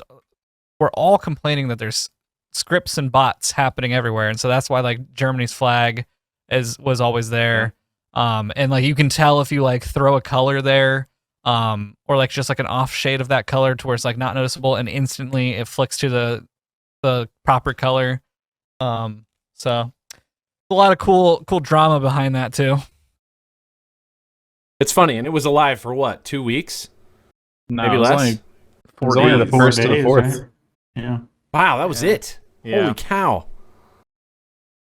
Man, And somebody made an atlas for it, right? So you can see what all the different things are. Yeah, it's like the last complete version of our place, and everything's labeled. You can go hover over anything, and it'll tell you what it means. There was also Again- somebody that did like a Minecraft build of it that stacked the blocks of all of the different colors, which I thought was really interesting because you could see like the areas that were like very heavily attacked and defended and just towering over everything else. Why would you build it in Minecraft? I don't know, but they built it in Everything's Minecraft. just like Minecraft. topographical. You can make like 3D topographical maps, dude. Making stuff in Minecraft, like fuck that shit, dude. Yeah, I don't understand why in Minecraft, but the idea of the topograph and being able to see that I thought was impressive. There are so many old people that I work with that I found out that can use Microsoft PowerPoint, for things that it was never intended to be used for. Yeah. I feel like in another like 20, 30 years, there's going to be like professional people in like They're the showing off STEM their Minecraft environment. builds. Yeah, that they're gonna be fucking just be like, yeah, so I built this new piece of equipment in like Minecraft. I want you to check it out. Oh, let me turn on no clip real quick. You know, there's and then just gonna like fly around and then like I'm gonna be sitting in the back and be like, you make this shit in CAD, bro? there's a Minecraft project that thousands of people are working on where they're trying to make a scale version of the planet. And like all the major cities are like fully built out to like Oh my gosh. actual scale and everything. Why? Too much. a lot. At some point, I will never ever put down projects like that, especially with people that are passionate about it. But at some point, I have to ask for the entire fucking world, which is huge. Why? Why It's an not, acronym. That's an acronym. You know what it's short for? What? Why?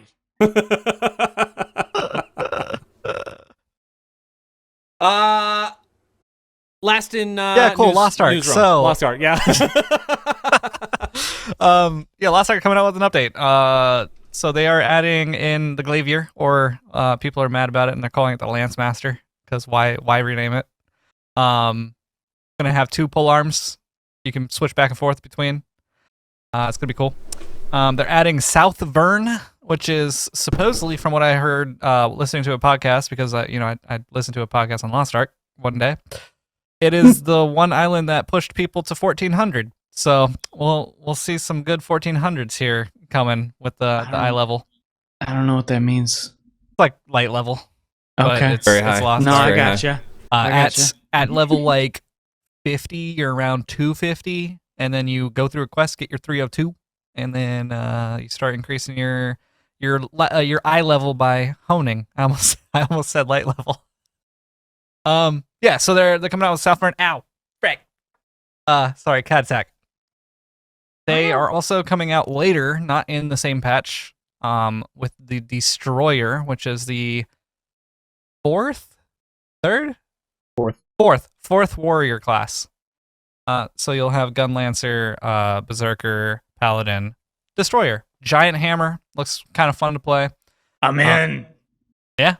They're also, with the Glavier patch in Southvern, coming out with a Phaeton 960 power pass. So you can boost yourself up to 960. When you get to Northvern and you get to 50, you get 2 power passes to where you can get 302 straight away on 2 characters. And now you're going to have 604 on one. No. Oh. No, you get 302 on one, 302 on another, and then there's another power pass coming out that's 960, so that you're able to get to end tier 2, beginning of tier 3 content. Probably How many intended to tiers be are used on there? the new, Just 3 tiers right now.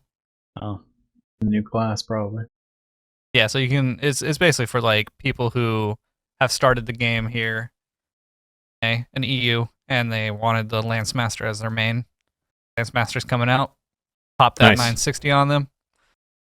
Boom, you're good. It's freaking cat. He's ridiculous. Okay, last but not least, let's talk about 2 things in film world. Number 1, very, very highly reviewed show we need to talk about, which is Yellowstone. Sorry, Yellow Jackets. Yeah. It's been out for a minute, but I finally got a chance to watch through it all, and holy crap, it is a trip. It is insane. Like, I have never saw a show like this before. Started scratching my head, and I was just like, oh man, I have to watch the next episode, because I don't know what's coming. And it was great. I really enjoyed it. For those that don't know, it's about a group of soccer players that crash land in a plane. Their plane crashes and they have to live in the forest and survive. And you're like, okay, yeah, like, typical kind of foresty, kind of Lord of the Flies stuff or whatever. But then it gets like Lost? And then it gets like way crazier, and there's like fucking supernatural shit happening. Lost? I mean, No, Alex, no. It's not like Lost. Okay? what if Lost wasn't what's the word I'm looking for? Bad, right? Fine. Fine is the word you're looking for. No, I think I know what I think about Lost, and it is just not good. Lost is not a good show. Is there a smoke monster in Yellow Jackets? There is not a smoke monster in Also, Yellow keep Jackets. in mind the fact that Lost was one of the first shows that was not a serial or procedural show. So, they were kind of treading water, or making paths. So yeah, they made a lot of mistakes, but it was all right. So all these soccer players are stuck on a deserted island. When the breeze picks up, does like one of them Canada. just like fucking drop?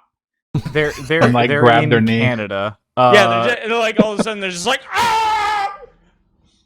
And it's also interesting because it's told in both what's happening to them in current time and then what happened to them back when the plane crashed. So so- Lost. So a bunch of them are alive, and you're like, okay, how did they become alive? When was this made? Was it made after Lost? It just came out. Yeah. So it's Everything you Lost. said about this show is in Lost. Except like football players. So like somebody like walks by a banana leaf and then they just like fucking drop. Like they're just like down. It does have a And they 100% don't Rotten get Tomato up. score. And Yeah, they don't you get guys up. you guys make fun of this, but it's great. I'm not It's just making very fun of this. funny. Make it- It's just very funny the way it lines Sounds up. so much like Yeah, Lost. it's like the way it's getting pitched. It's yeah, it's just funny. It's very like, highly how reviewed, did though. this guy die? Oh yeah, no, He it's dropped and laid very on the well ground done. until a referee showed up with a red card Is for it- the oh other my guy, gosh. which was actually just a branch. But the ref never showed up because they're on a fucking deserted island. And he's Is this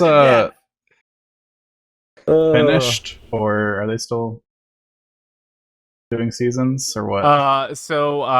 It is season 1 is finished. They're going to be doing a season 2, and they said that they might have like the writers want to write it out to 5 seasons, which okay. Could happen. How many seasons were in Lost? Like 8 or something. Yeah. 6. So it can't be much more than that because I remember I was sick for a week straight and I binged the entire series in 1 week. It's 6. It's 6. Yeah. So is the final episode going to be that it was all a dream? Well, this is why it's not Lost. What if because it's the not an ending to actual the fucking dream. Sopranos, dude? Maybe. What if the ending of this show? You don't know is if it's the a actual... dream yet. That's fair. They could always bring that up. So this show has 100% from critic reviews on Rotten Tomatoes. Let's talk about a show that is no freaking where near 100% on Rotten Tomatoes. Sorry, a movie. And that is Moonfall. Alex and I, the other night, decided to sit down and watch Moonfall, which, if you know nothing about Moonfall, it's from the same guy who made, Roland Emmerich, who made, like, 2012 and... Independence Day, Stargate, Day After Tomorrow. Yep. All those.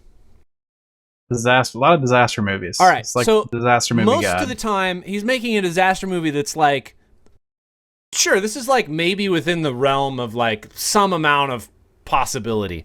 This freaking movie, not even anywhere remotely close. The freaking moon is a giant. It is a giant superstructure.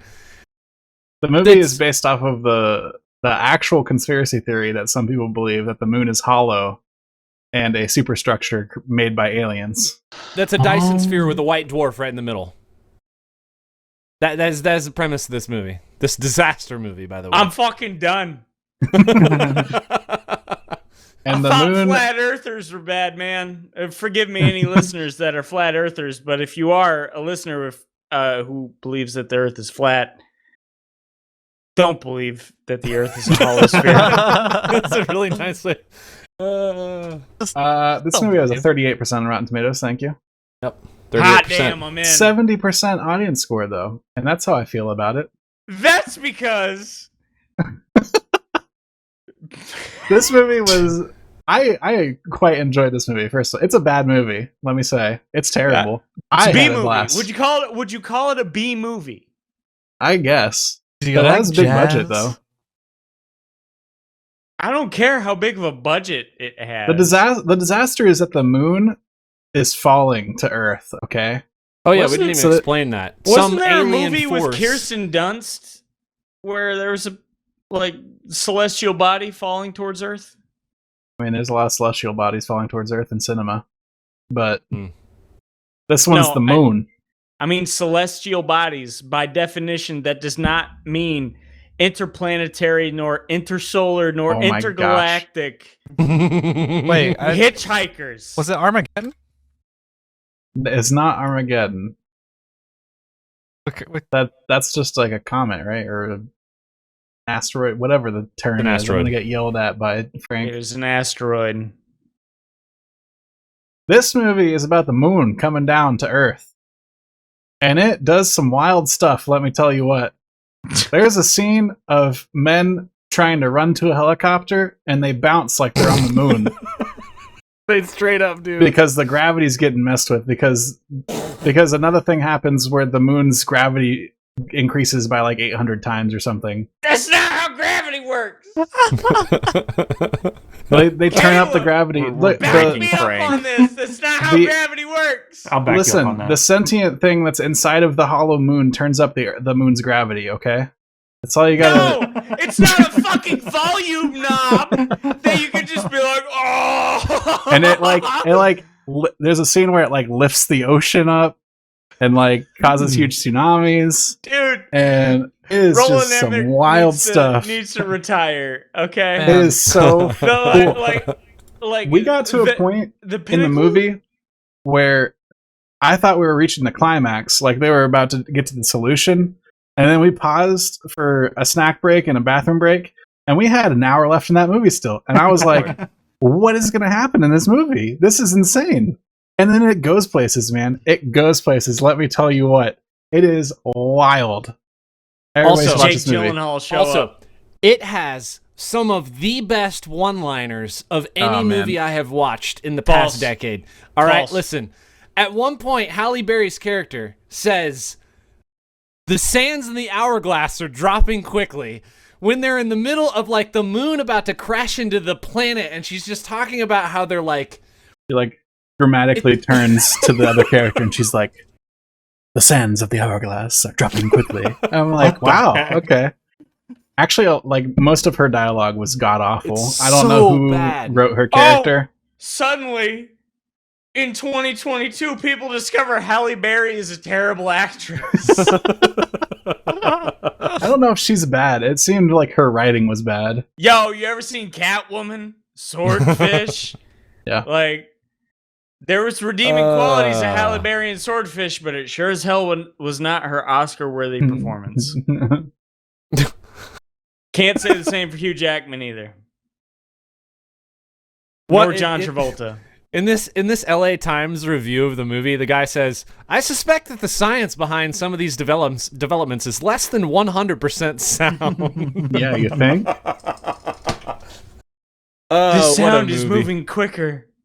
The part where the moon is like going around the Earth, rapidly scraping the surface, and then It's not. What? It's not. It was like a cheese grater going along the outside of the planet, just scraping it off.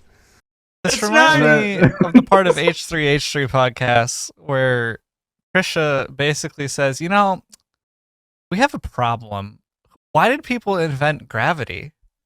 And then Ethan's like, What are you talking about?" And she's like, "If gravity wasn't invented, like we'd be fine. Like things wouldn't like fall to the earth as fast, and like we'd be fine." And he's like, "You're not actually saying this, right?" And she was 100% being real.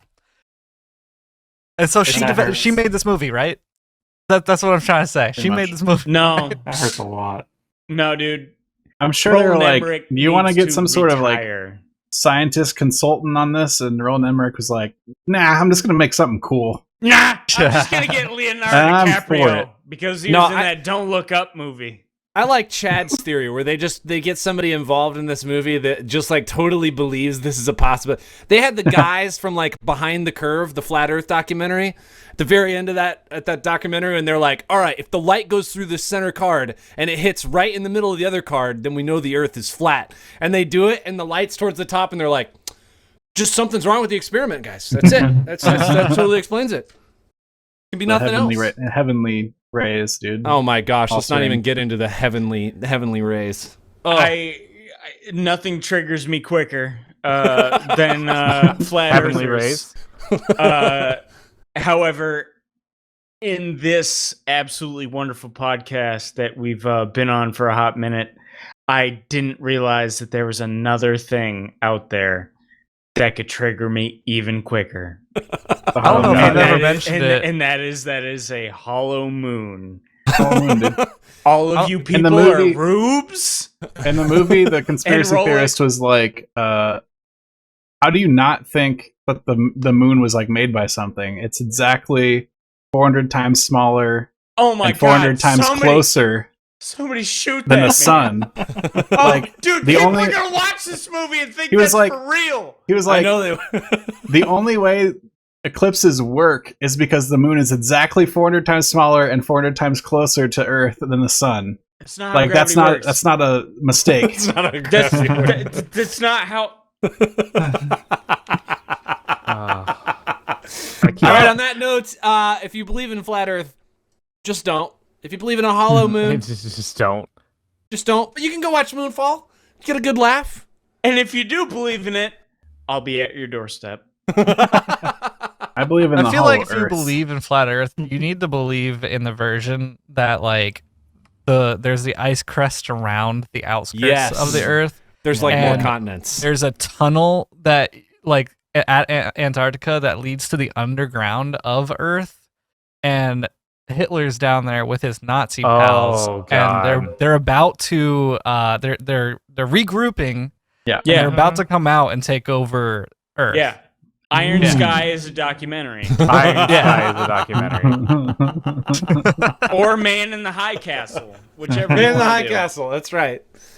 All right. Well, join us back in 2 weeks when we watch some other dumb movie. But also, because in 2 weeks we're going to have our pre-pep podcast. First time in 2 years. Very excited about that. Sorry. Yeah, pre-pep, not pre-pup. Pre-pep. Yep. Pre-PAX East podcast. We will all be gone next in 2 weeks for PAX East. Our podcast will still be going live that Thursday, so make sure you tune back in then. We'll catch you next time. Bye.